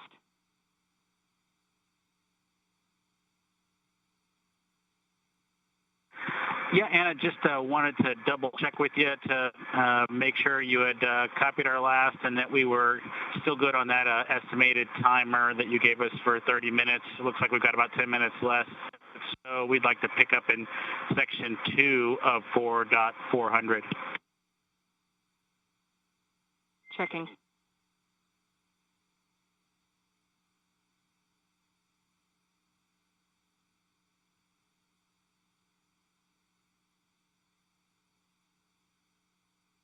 This is Mission Control Houston. Chris Cassidy opens the hatch to the International Docking Adapter, 11:37 a.m. Central Time. Station and Dragon flying together, 267 statute miles over the South Pacific. This is a view from the camera at the forward end of Dragon. 20 minutes until Dragon hatch opened, and the APAS hatch was just opened.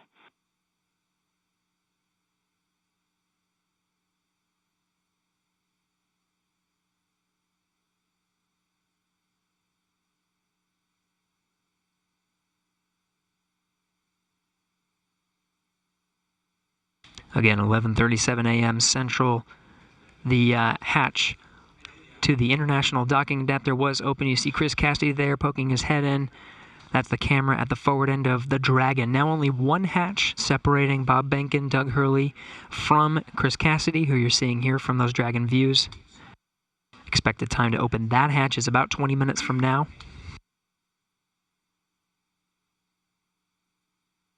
We'll report that time to you and expect to do a welcome ceremony at 12:15 a.m. Central Time, 1:15 p.m. Eastern. That'll welcome Bob Behnken and Doug Hurley aboard the International Space Station as part of the Expedition 63 crew. We'll get to hear some words from them and have some VIPs here in Mission Control Houston to provide words to the teams that oversaw the entire mission and the crew aboard the International Space Station.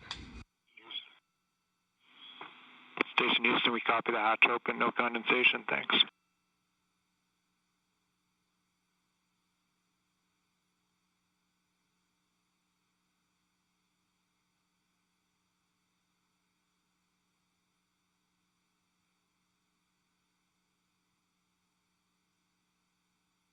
Dragon SpaceX on Dragon to ground, comm check.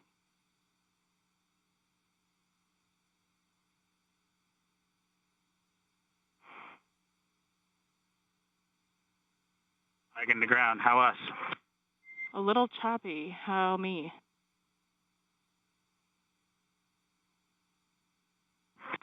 You are loud and clear. We'll put section 2 of 4.400 in work. We copy all, thank you, and please give Anatoly a call on Big Loop.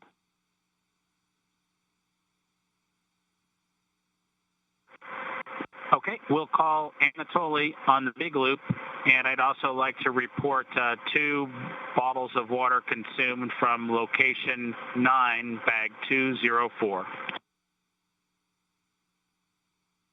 Location 9, bag 204, and to confirm that was for the waste system flush.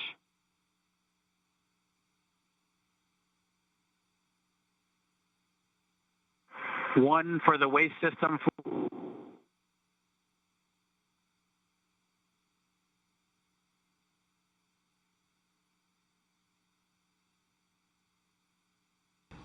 Chris Cassidy removing that target from the APAS hatch docking interface. Dragon, com check on the big loop for Anatoly from Endeavour.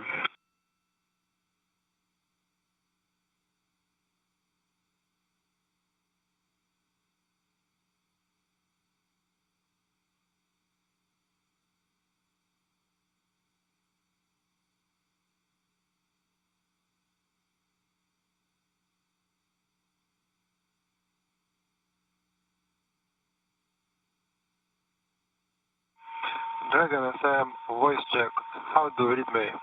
Counting 1 to 1, 1 to 2, 1 to 3, 1 to 4, 1 to 5. Anatoly, Endeavour has you loud and clear. How copy? Copy, Houston. They have you loud and clear. Good to hear your voice.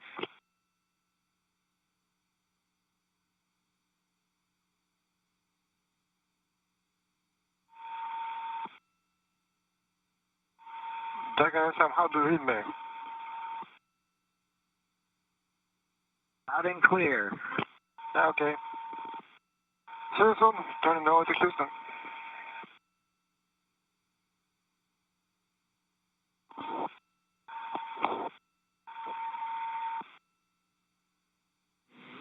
And all players from Houston, that completes the comm checks. Thank you.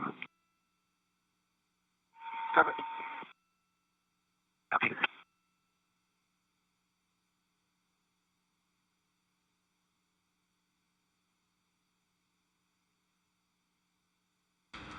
This is Mission Control Houston. Those comm checks within the International Space Station between the Dragon crew, Chris Cassidy, and on the other side of the International Space Station, the Russian segment, Russian cosmonaut Anatoly Ivanishin completing those voice checks. You can see Cassidy continuing to outfit the hatch, just clearing the space and providing some padding and removing that docking target from the APAS hatch. SpaceX Dragon, go ahead and Dragon to ground. So I copy that the waste system flush is in work, and 2 more bags were consumed from location 9, bag 204, and that includes the water used for the waste system flush. Is that all correct?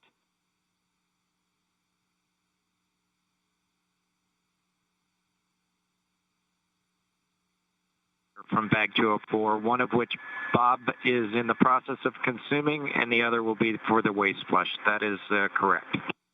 Perfect. Thanks for clarifying. And secondly, do we have your permission to come back on board with video? Negatives. We're going to need about 2 minutes. We're just wrapping up ops here right now.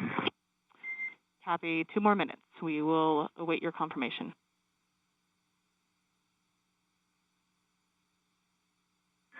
Thank you.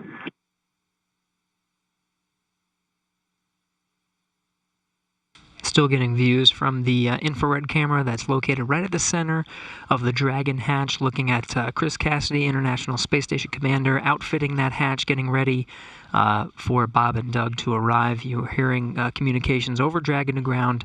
That was Bob Behnken and Doug Hurley on the other side of that hatch, inside the crew Dragon vehicle, finishing up their operations on the inside for that hatch opening, expected in about 10 to 15 minutes.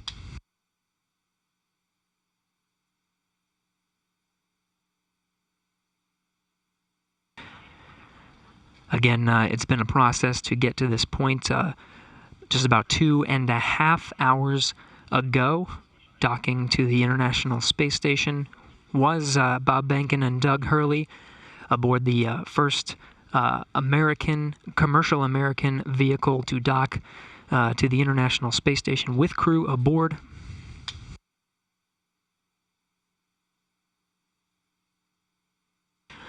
Again, we're expecting about 10 to 15 minutes to open up that hatch One more hatch separating Bob Behnken and Doug Hurley from the inside of the International Space Station, still looking at Cassidy doing some of the prep work for that hatch. We'll get some great views that Cassidy set up over the past few hours to capture this historic moment today. Be sure to stay tuned in at 12:15 p.m. Central Time, 1:15 p.m. Eastern. We'll start a welcome ceremony officially welcoming Bob Behnken and Doug Hurley aboard the International Space Station to join the Expedition 63 crew.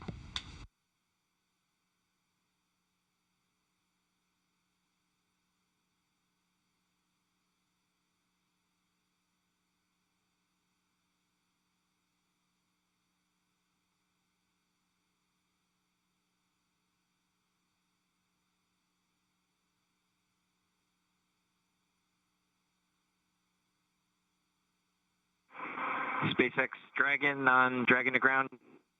Go ahead.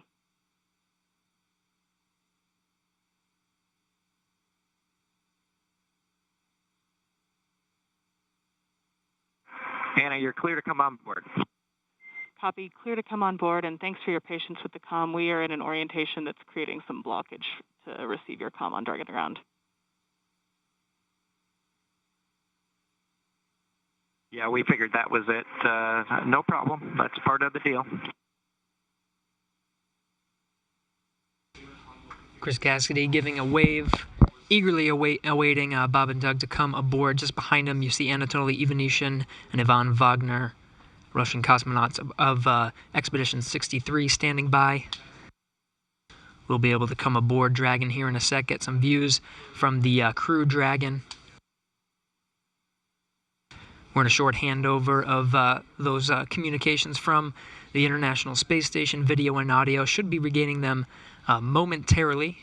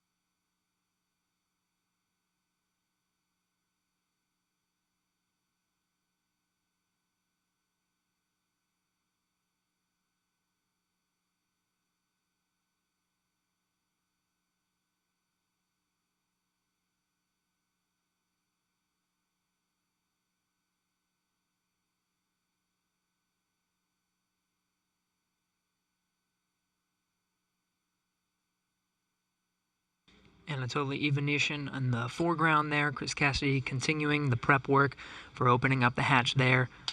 Again, the pressurized mating adapter hatch you see there in the foreground is open. The APAS hatch to the International Docking Adapter is open. Just one more, and that's the hatch of Dragon, the Crew Dragon vehicle.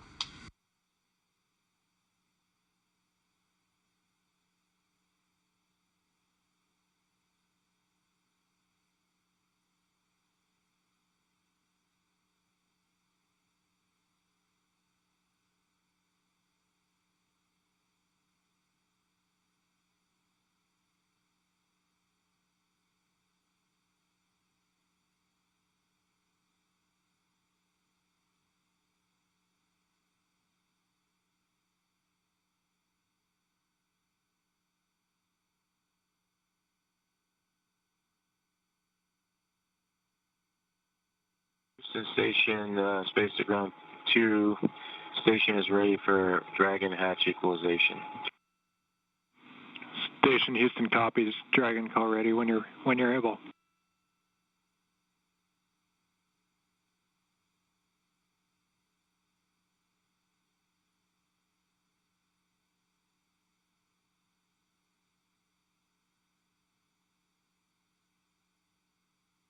Houston, Dragon, go ahead.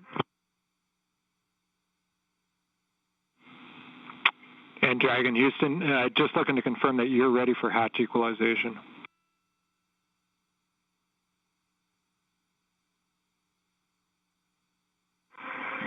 We are ready as long as SpaceX is ready.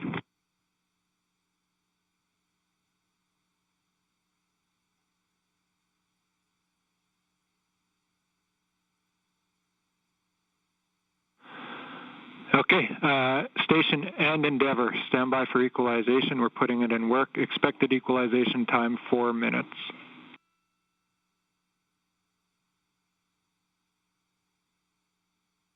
Station copies. Endeavour copies.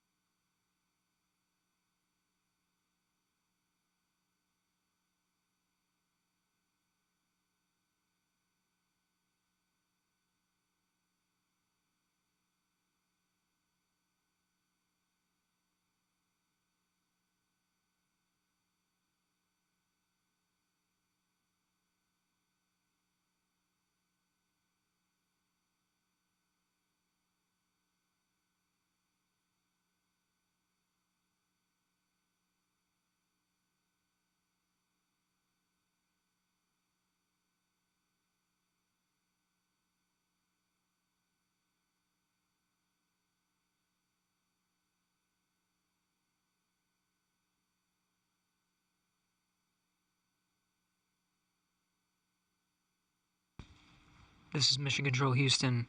We're continuing to equalize the pressure of that last hatch. Behind that hatch is Bob Behnken and Doug Hurley aboard the Crew Dragon spacecraft. We are moments away from opening the hatch and welcoming them aboard the International Space Station.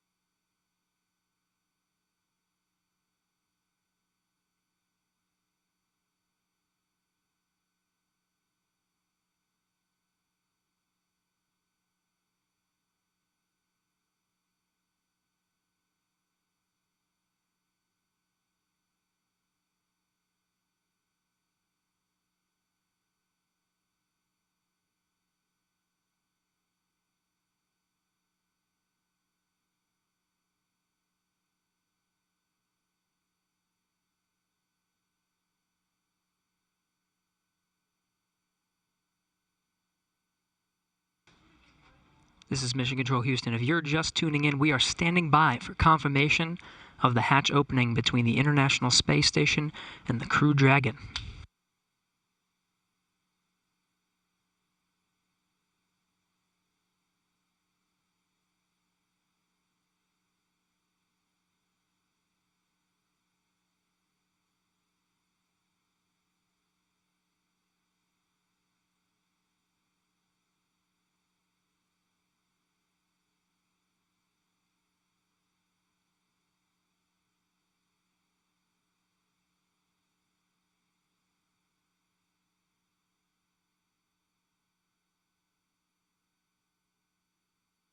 There's the hatch to the Crew Dragon. Seeing Doug Hurley through the glass on the other side.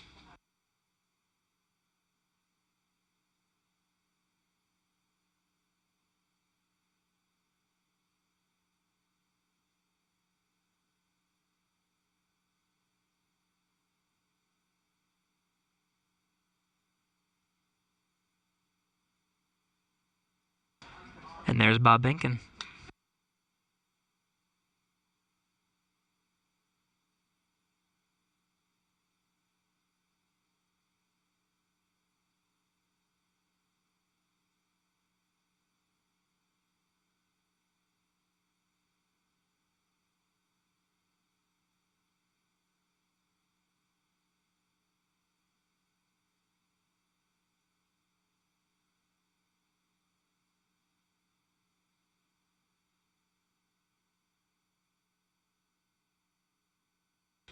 Still equalizing that pressure between the Crew Dragon and International Space Station, just moments away.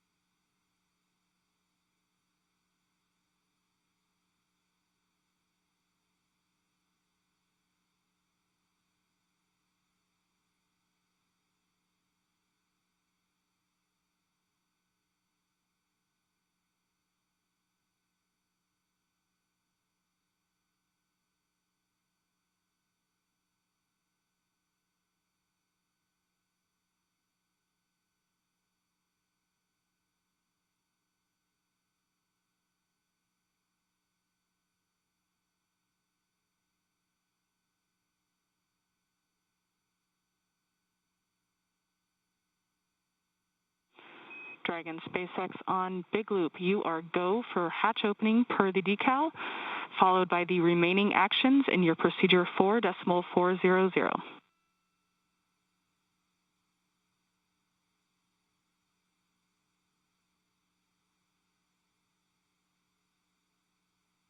Dragon copies, go for hatch opening and remaining steps in 4.400.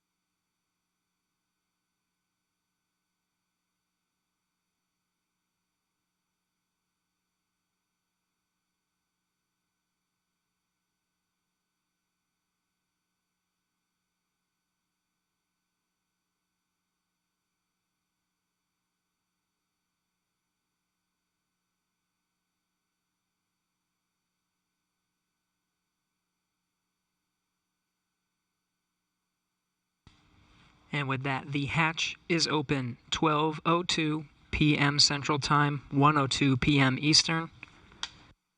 Bob Behnken and Doug Hurley opened the hatch to the International Space Station after launching from American soil on a U.S. vehicle for the first time in 9 years, the first time ever for a commercially built spacecraft.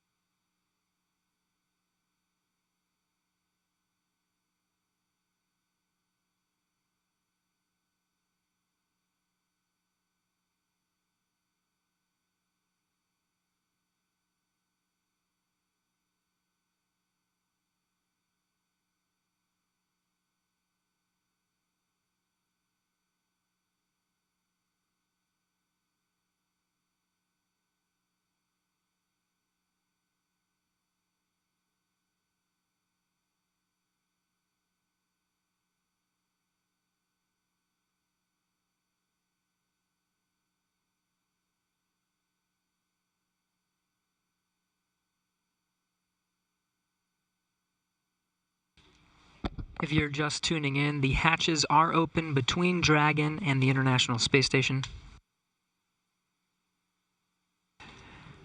International Space Station Commander Chris Cassidy now talking with Doug Hurley and Bob Behnken aboard the Crew Dragon spacecraft. That hatch opened at 12:02 p.m. Central, 1:02 p.m. Eastern.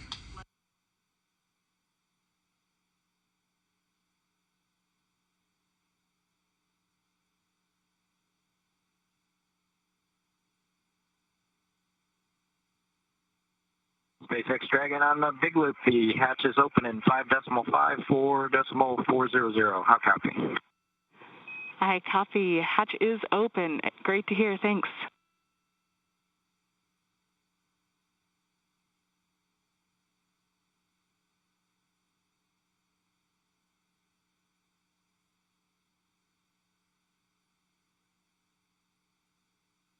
And SpaceX Dragon in 5.9, we're going to exit out of 4.400 and transition to 2.102 Crew Dragon ISS arrival through the hatch opening.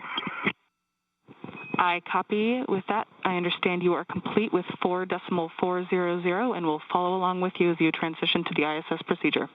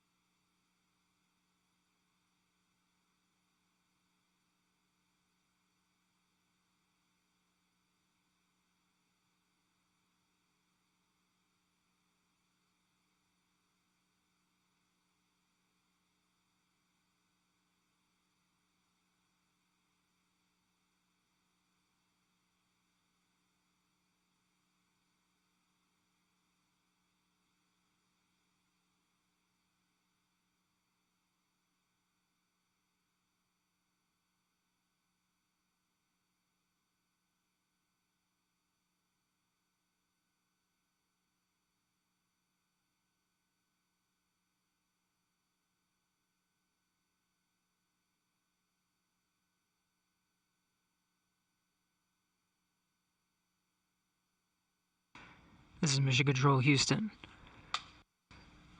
The crew of Demo 2 just performing a few closeout duties. The hatches are open. They were open 12:02 p.m. Central Time. We're moments away from the Dragon crew aboard Demo 2 to enter the International Space Station. It'll be the first time that Americans will enter the International Space Station on a rocket launched from U.S. soil, built by an American company. The first time ever Americans will enter from a commercially built spacecraft.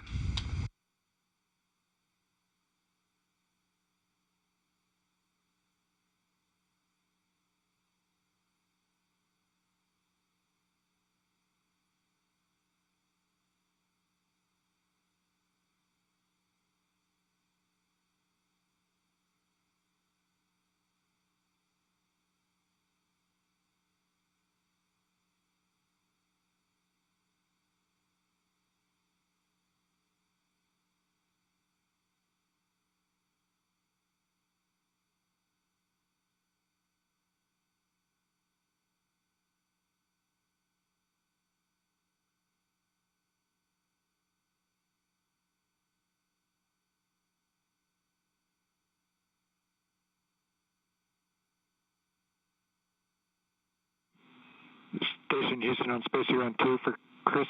When you're able, we're just looking for a quick voice check on the mic.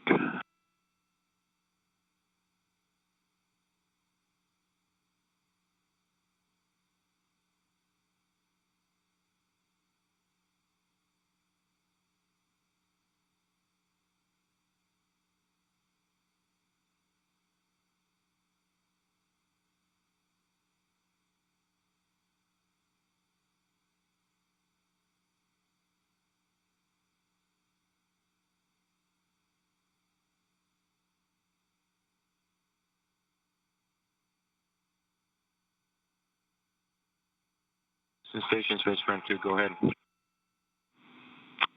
Chris, we were hoping we could voice check the mic just before starting the PAO event.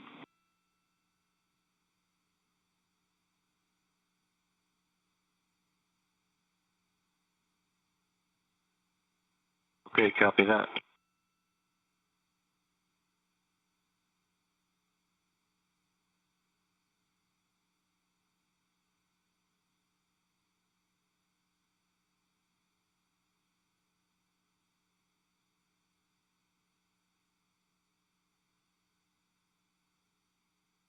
Houston Dragon on the big loop in step 6.1 of 2.102. IMV duct installation is complete.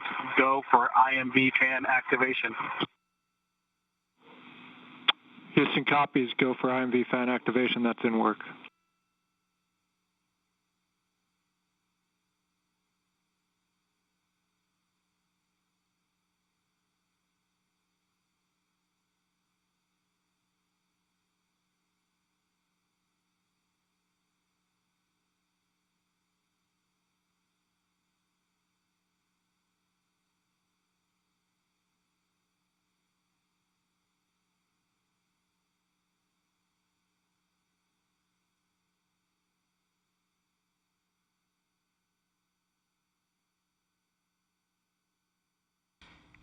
If you're just tuning in, you're getting a live look.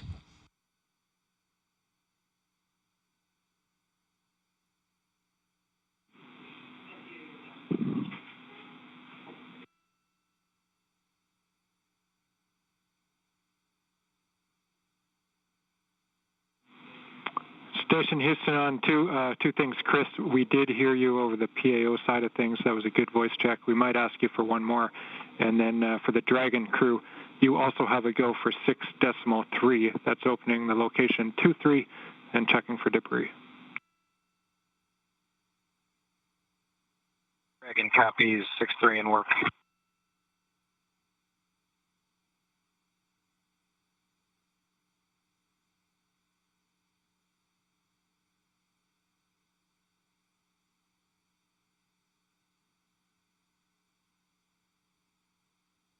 If you're just tuning in, you're getting a live look. On the left of your screen is a look inside the Crew Dragon on the Demo 2 mission. On the right, the International Space Station. Houston, Bob Benkin. Dragon on the big loop. We are ready for 6.4 and section 4 of the LIO instructions.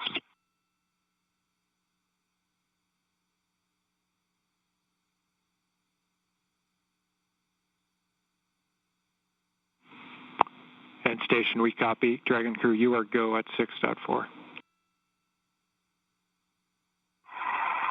In work.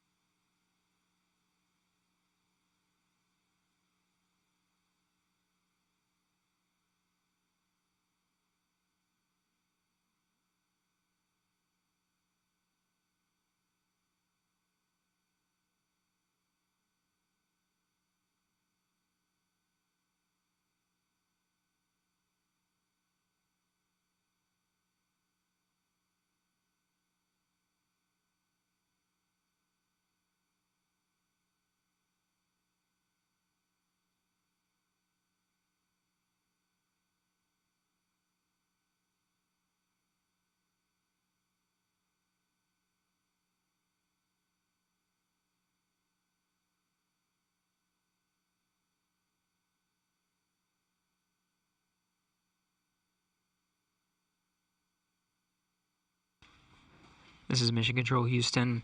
You're getting a live look at the inside of the International Space Station, losing video communication from the International Space Station. It will only be momentary. We'll have those views back to see Bob Behnken and Doug Hurley enter the International Space Station. When they do, it'll be the first time that humans will enter through this hatch for the first time in 9 years.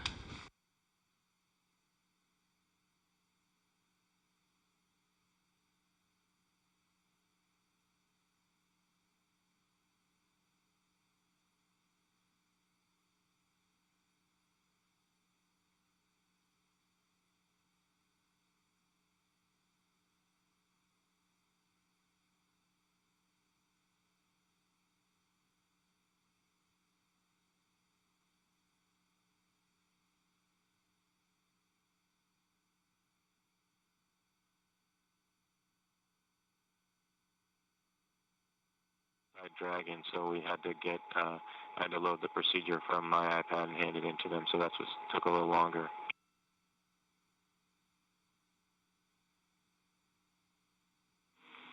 We copy, Chris.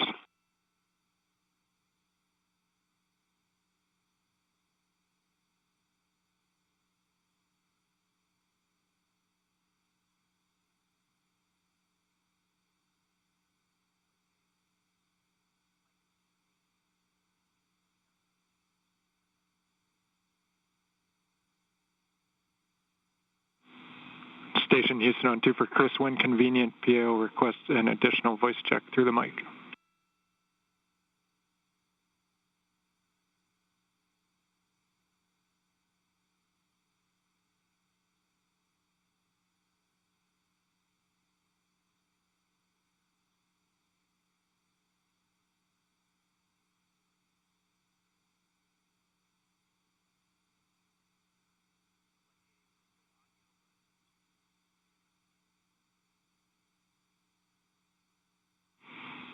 And Chris, we're not hearing you in MCC. We are apparently getting it through to PAO. Just stand by.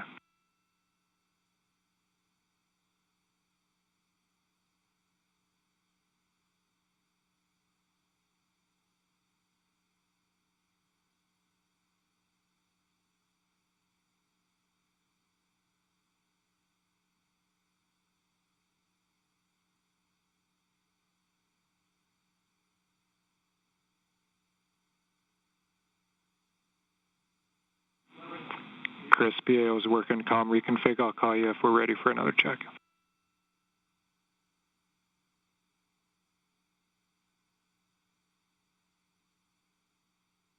Houston and SpaceX Endeavour in 6.5 LIO cartridges sealed and installed. SpaceX copies.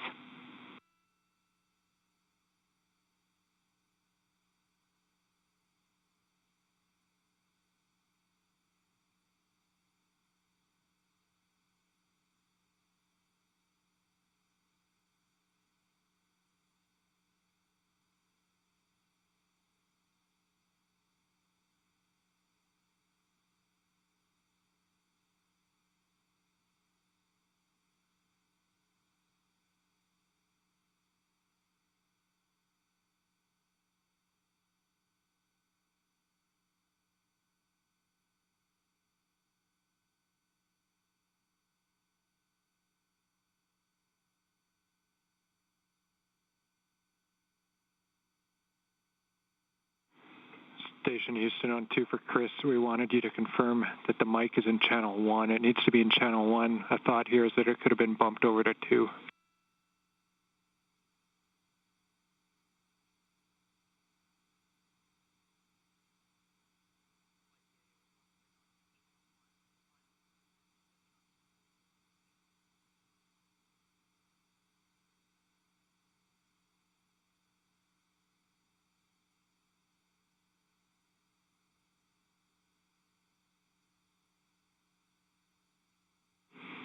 And Chris, we see you trying. We're still not hearing you in MCC. We're working on it.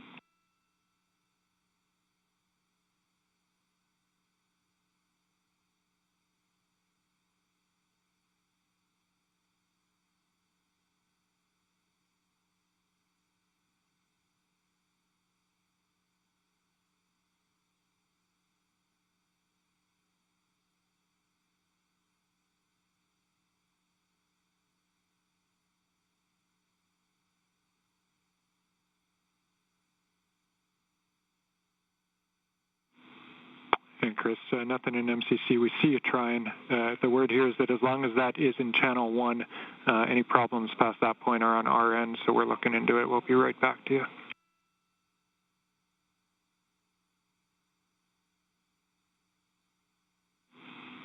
Station Houston, we're ready for another voice check through the mic.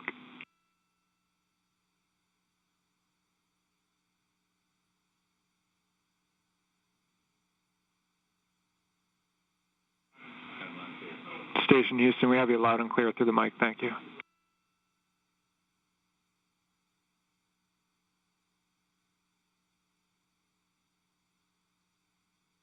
SpaceX Dragon on the big loop in 7.1. SpaceX here.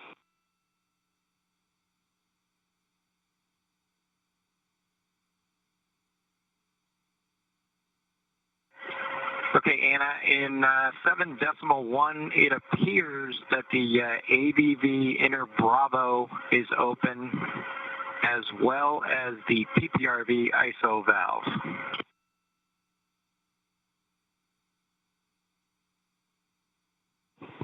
I copy that AVV inner Bravo appears to be open, as well as PPRV ISO valve.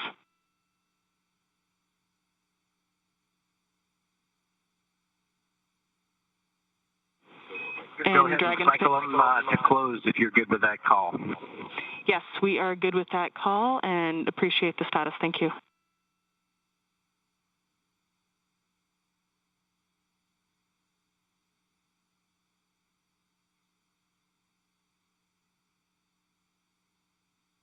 This is Mission Control Houston. If you're just tuning in, hatches were open at 12:02 p.m. Central Time. We are moments away from Bob Behnken and Doug Hurley entering the International Space Station.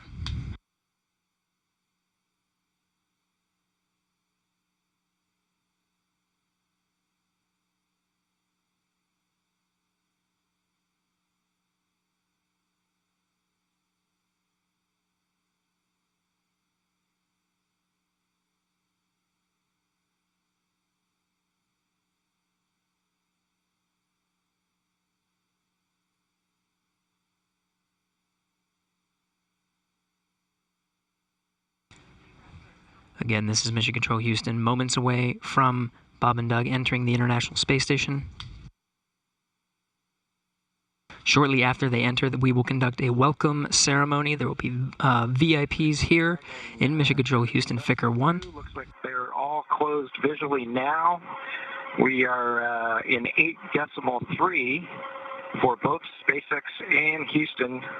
Dragon arrival configuration is complete.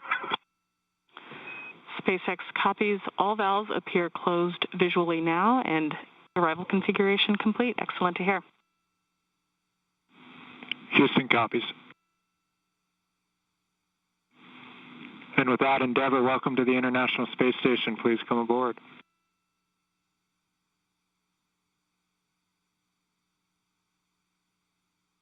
Endeavour copies with pleasure. We'll be there in a second.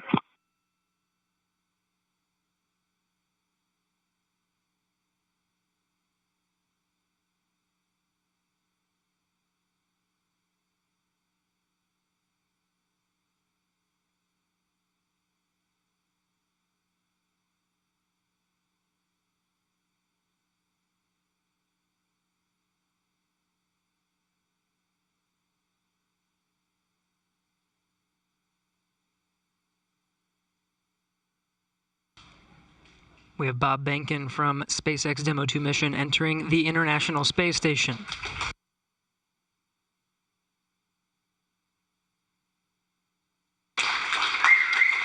Followed by Doug Hurley.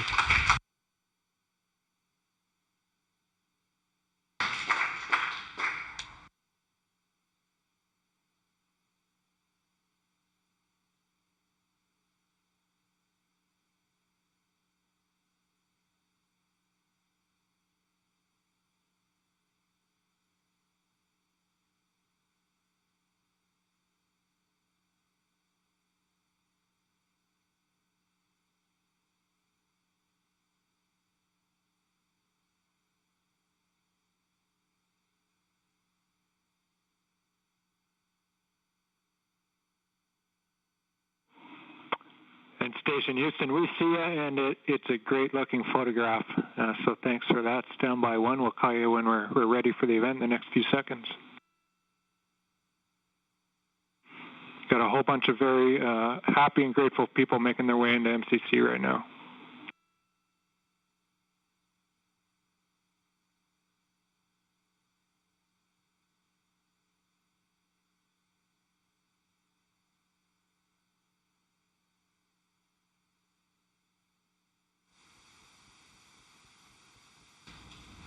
Demo 2 crew now aboard the International Space Station. They entered at 12:22 p.m. Central Time.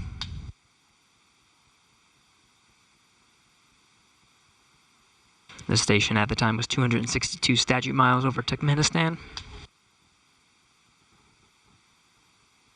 Crew all gathered in front of the cameras at the Node 2 forward end of the International Space Station. Just behind them is the hatchway to the Crew Dragon on this Demo 2 mission. We're standing by for a welcome ceremony. We'll have VIPs here in Mission Control Houston ready to greet the crew.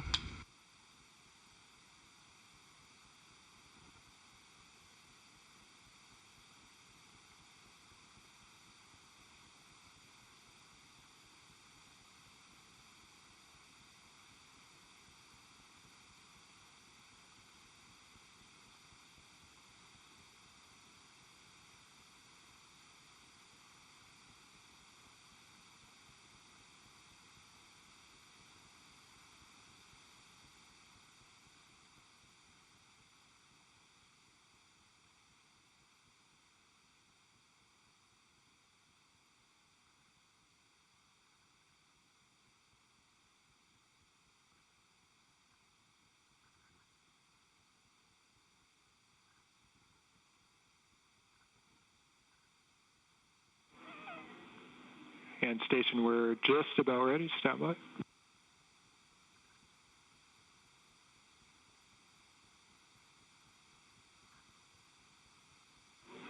All right, Station, it's Houston on Space to Ground 2. Confirm that you are ready for the event. Houston, this station, we are ready for the event. Copy that. And, sir, Administrator Bridenstine, welcome to MCC. Please call Station for a voice check. Station, this is the NASA Administrator. Can you hear me? We hear you loud and clear, sir. Welcome to the space station.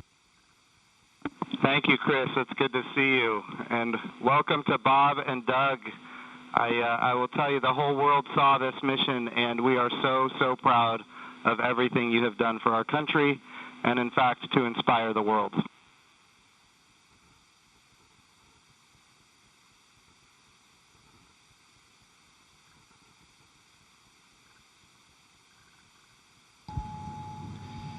We sure appreciate that, sir. It's obviously been our honor to be just a small part of this. We have to give credit to SpaceX, the Commercial Crew Program, and, of course, NASA.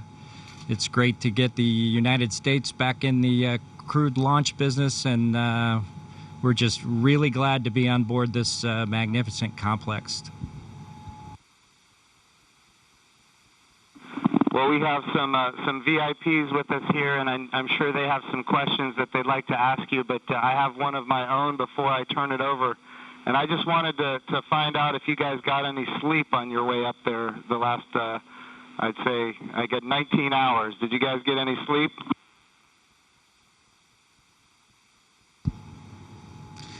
Yeah, I think a lot of folks in Hawthorne were asking the same question, sir, but we did get probably a good 7 hours or so opportunity for sleep, and I did succeed at sleep, and Doug did as well. So the first night is always a little bit of a challenge, but the Dragon was a slick vehicle, and we had good airflow, and so we had a excellent evening, and just excited to be back in low Earth orbit again. Amazing. Well, one of the people that is here with us today is Senator Ted Cruz, and of course he's a huge advocate of America's space program, and he's been somebody who has helped us so much as we transition from one administration to the next administration. And the reason missions like this can have success is because of continuity of purpose.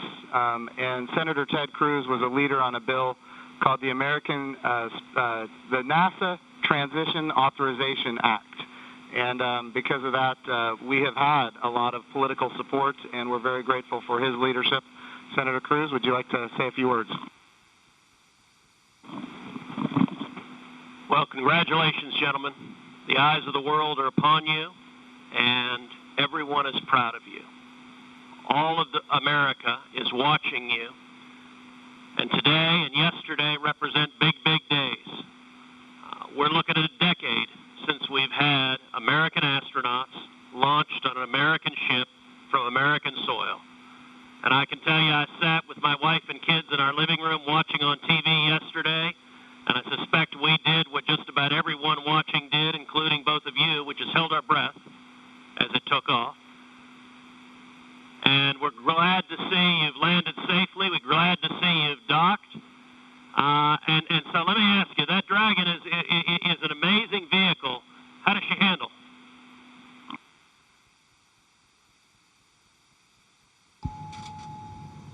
It flew just like it was supposed to. It was we had a couple of opportunities to take it out for a spin, so to speak, once after we got into orbit last night, and again today about 20 minutes before we docked. And my compliments to the folks back at Hawthorne and SpaceX for how well it flew. It is exactly like the simulator, and we couldn't be happier about the performance of the vehicle. What do you guys hope to accomplish in your time on the International Space Station?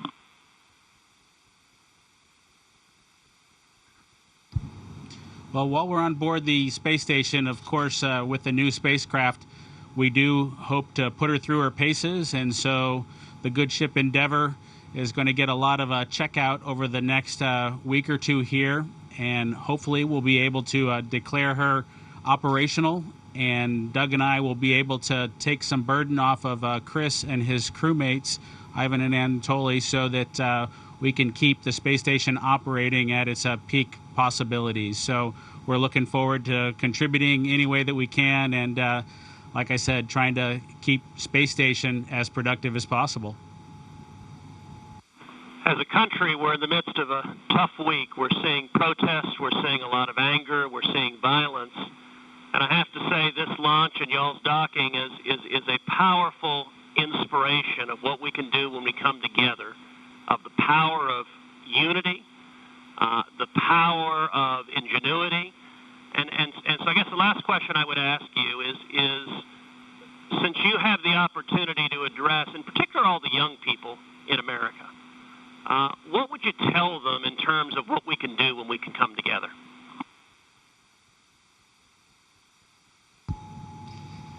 You know, that's a great question. 9 years ago, just about exactly 9 years ago, we docked with Atlantis on STS-135, the last flight of the Space Shuttle program, a 30-year program. And folks at SpaceX, folks at NASA, the Commercial Crew Program put their heads together and worked diligently year after year, making sacrifices, working hard. And then 9 years later, American launch capability was restored, and this is just one effort that we can show for the ages in this dark time that we've had over the past several months to kind of inspire especially the young people in the United States to reach for these lofty goals and work hard, and look what you can accomplish. Thank you, gentlemen. God bless you. Thank you, Senator Cruz. We have another very special guest here that represents the Johnson Space Center. And, of course, it's my good friend from the House of Representatives, Dr. Brian Babin. And I want to be clear, he also was a big part of the NASA Transition Authorization Act, which gave us the continuity of purpose to make this happen today. So, gentlemen, here is Dr. Brian Babin from the state of Texas. Thank you. It's great to be with you guys. I was at the launch yesterday. I just want to say a huge congratulations. And, you know, there was a thunderstorm that blew in about 30 minutes or 45 minutes or so before liftoff. and it was in doubt there for a minute, but it was just an enormous achievement. I just want to say thank you for you guys. Really appreciate what you're doing for America, and the crew that's already been up there, Chris, and your two fellow Russians. To give you a great big thank you as well. I have a son who is a Navy SEAL, and I want to thank you for your service there too, Chris. And also, I would like to just see what I know you said that the craft, the Dragon, handled very well, but I want to see how it compares with the space shuttle. If one of you would address that, I would appreciate it.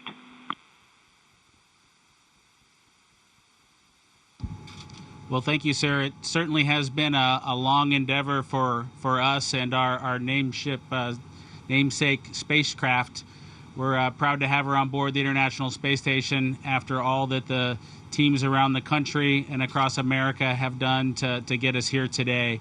As far as a comparison with the space shuttle, both Doug and I took a few minutes while we were accomplishing the approach and docking to, in our spare time, talk a little bit about it.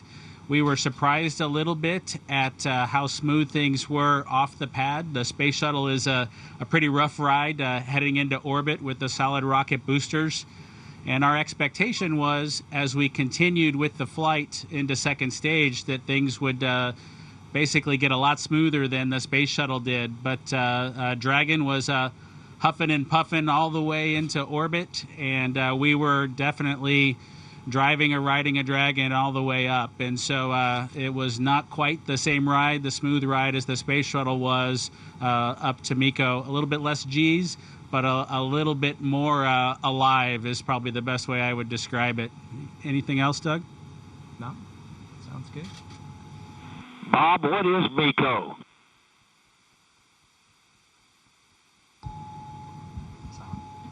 Sorry, I have to apologize for actually using the term MECO. It's a little bit confusing between the space shuttle and the Dragon vehicle. So it's a main engine cutoff is what MECO stands for. Those happened at different times in flight for the two vehicles. For the space shuttle, that was when you were all the way in orbit. For Dragon, that was just a little bit after 2 minutes. And then we had the single engine cutoff for second stage when we achieved orbit. So that time under the single engine under Dragon with one engine was more of an experience than the shuttle was for that 6.5 minutes or so that we were under that second stage motor. Well, I would just like to say, in fact, Doug, did you have something you wanted to add there? I met your mother and father yesterday, Doug, and great folks. They're very, very proud of their son.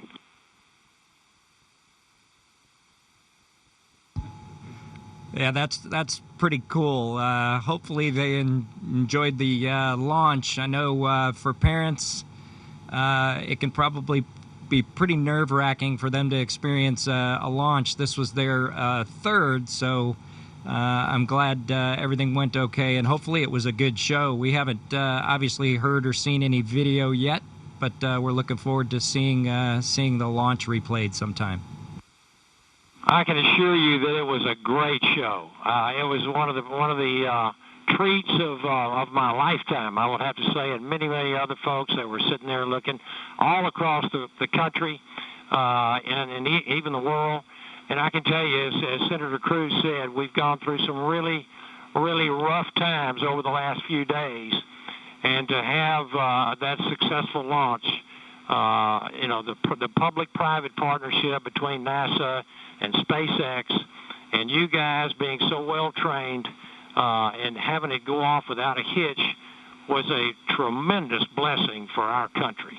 And I can't tell you how many emails and communications I've gotten from people that who were so disturbed by what's been going on, transpiring around the country, to have the great news and the wonderful liftoff and everything going without a hitch. So I just want to say God bless both of you. Thank you so very much. Bless the rest of you folks up there as well. We thank our Russian partners. And Thank you, Chris. Y'all are all in our prayers, and we're looking forward to seeing you successfully complete your mission and back on safely on Earth. God bless.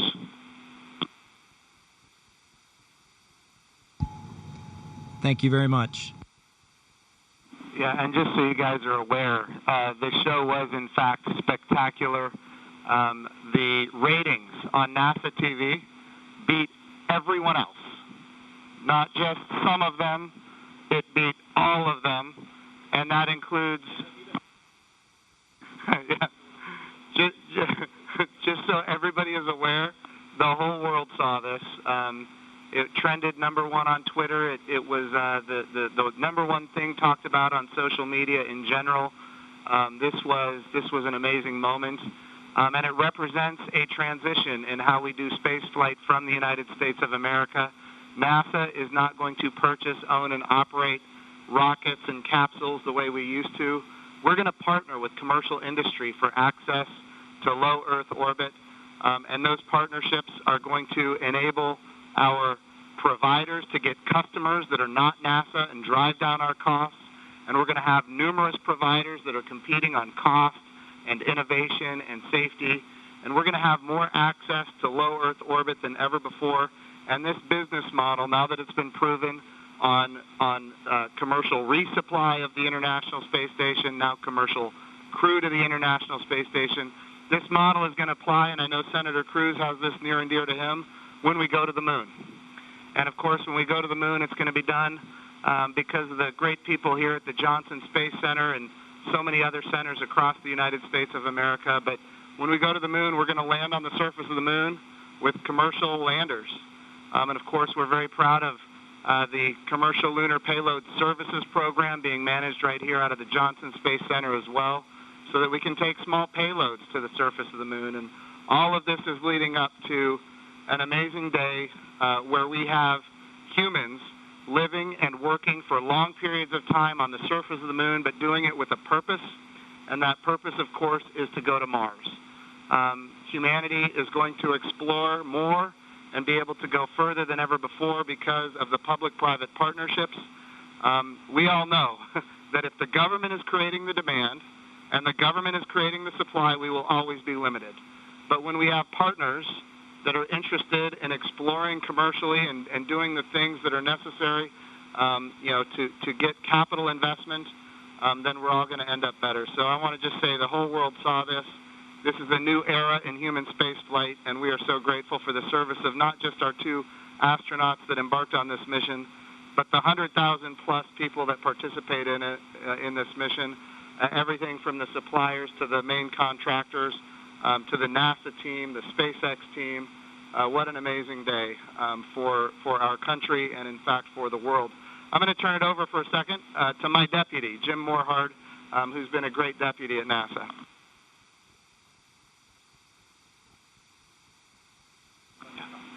Gentlemen, congratulations. You know, Jim's mentioned going to the moon. And yesterday and today, one, you've inspired the Artemis generation, which is our next generation. And that's what this is about. It's really bringing the children that we've got and our grandchildren forward so they'll be the ones that are going into deep space. This is the dawn of a new era, and we just thank you for being at the beginning of it. Thank you so much. It was absolutely our pleasure, but it's just a huge team effort across the board from SpaceX to NASA that made this all happen. We were just the lucky guys that got to fly the rocket yesterday. I have a question for Chris Cassidy. Our crew here decided to be about 3 days late. You got to work them overtime, I presume, now to get them caught up on all the activities that they missed out on. Any plans for them?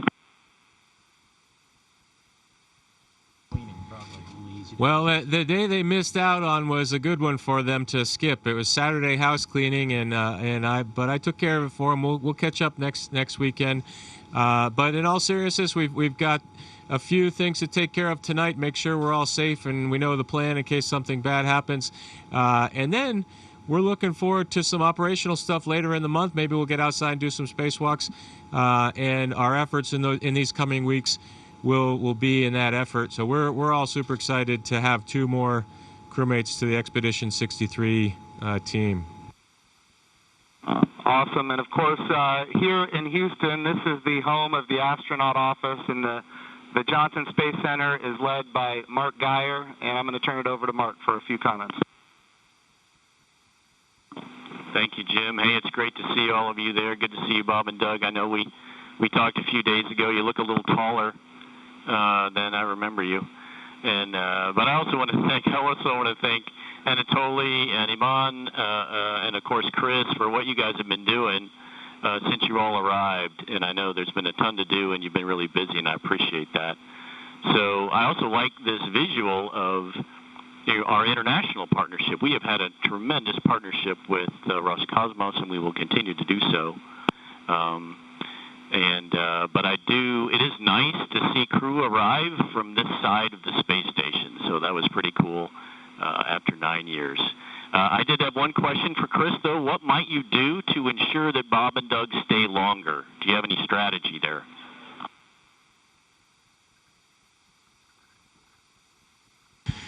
Well, we'll slow down the rate of which I'm eating food, and maybe we can stretch out our consumables a little bit. But that's a great question. We'll have to come up with some conniving scheme here in the next few days. All right, thank you. Thanks, guys. Look forward to greeting the 3 of you eventually back in Ellington after your work is complete. Thank you. And of course, Mark Geyer has an amazing deputy, Vanessa Weish, if you'd like to come and say a few words. Thank you, Jim. Hi, guys. You look really good. I just want to say on behalf of everybody here, we just want to thank you. It was an amazing launch, and we love seeing the docking. You guys all look really good. Just thank you for all that you're doing, and we can't wait for you to return, but not too soon. Station wants you to get a lot of work done, so looking forward to all of that. But thank you, and God bless. Thank you, Vanessa. We appreciate that. All right, we also have with us Steve Jerzik, who is the Associate Administrator for the agency. For people who don't know what that is, that, of course, is the Chief Operating Officer of the agency. But he also ran the flight readiness review for this mission. He did really an amazing job, and I can't say enough about his leadership at the agency. Steve, if you'd like to say a few words, ask a few questions. Hey guys, it is just great to see you all on the station. I can't tell you how my adrenaline shut down when you guys opened the hatch. I mean, I've just been on edge ever since yesterday, and the weather cleared. I can't tell you how great it's been to see you on station. It has been a team effort. I felt like the last 2 years I've kind of been part of the team, working through issues, and it's been a heck of a year and a half with Demo 1. And the in-flight abort test, and working through issues like parachutes and the escape system, and I just could not be more proud of the team for getting to this point. It's amazing, and you obviously have been part of that. I really appreciate you all showing up in Washington, D.C. at our reviews, and because the last thing we do at those reviews is look at you all, because you guys are the risk takers, and make sure you're okay with where we are and where we're headed. So I really appreciate that. I really appreciate your active participation in that. And I could not be more, like I said, more proud of the team, and congratulations. And it is awesome to see you guys on station.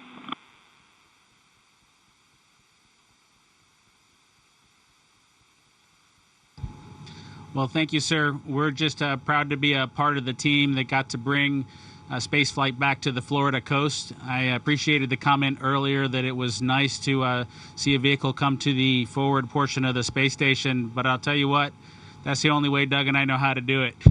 So thanks to the team for providing it to happen our way. We appreciate that.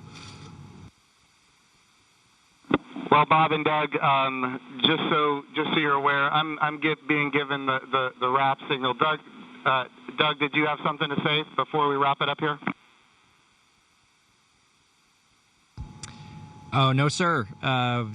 We're just happy to be here, and Chris is going to put us to work, and hopefully we will fit in and not mess too many things up. I have no doubt that you guys are going to do amazing work. I just want you to know the president came to the launch and the vice president came to the launch. About half the cabinet was at the launch. We had members of Congress and members of the Senate from both sides of the aisle. And this was an amazing moment of unity for the nation. It was an amazing moment for the whole world to look up. In the midst of the coronavirus pandemic and some other challenges, we were able to have this very, very special moment where we could all look at the future and say that things are going to be brighter tomorrow than they are today. And you and the NASA team and the SpaceX team gave us that opportunity, and for that we are so, so grateful. I would also be remiss as the NASA administrator if I didn't promote what comes next. And of course, this is the beginning. We are now launching to low Earth orbit again, but we will soon be going to the moon. We will be going to the moon sustainably with commercial partners and international partners. We're going to use the resources of the moon to learn how to live and work for long periods of time. Ultimately, we're going to take all of that knowledge and we're going to go to Mars. And of course, this time when we go to the moon, we go with a very diverse, highly qualified astronaut corps that includes women, which is why we call the program Artemis, named after the twin sister of Apollo, and she, in Greek mythology, was the goddess of the moon. This is the beginning. There is so much more to come, and I'm glad that our representatives of the Johnson Space Center are here because we're going to be asking them to fund this project. And what an amazing day that you guys have given us. So thank you from not just me and the people here, but from the United States of America and people all around the world. I'm more popular on Twitter than I've ever been, and it's because of you guys. Thank you.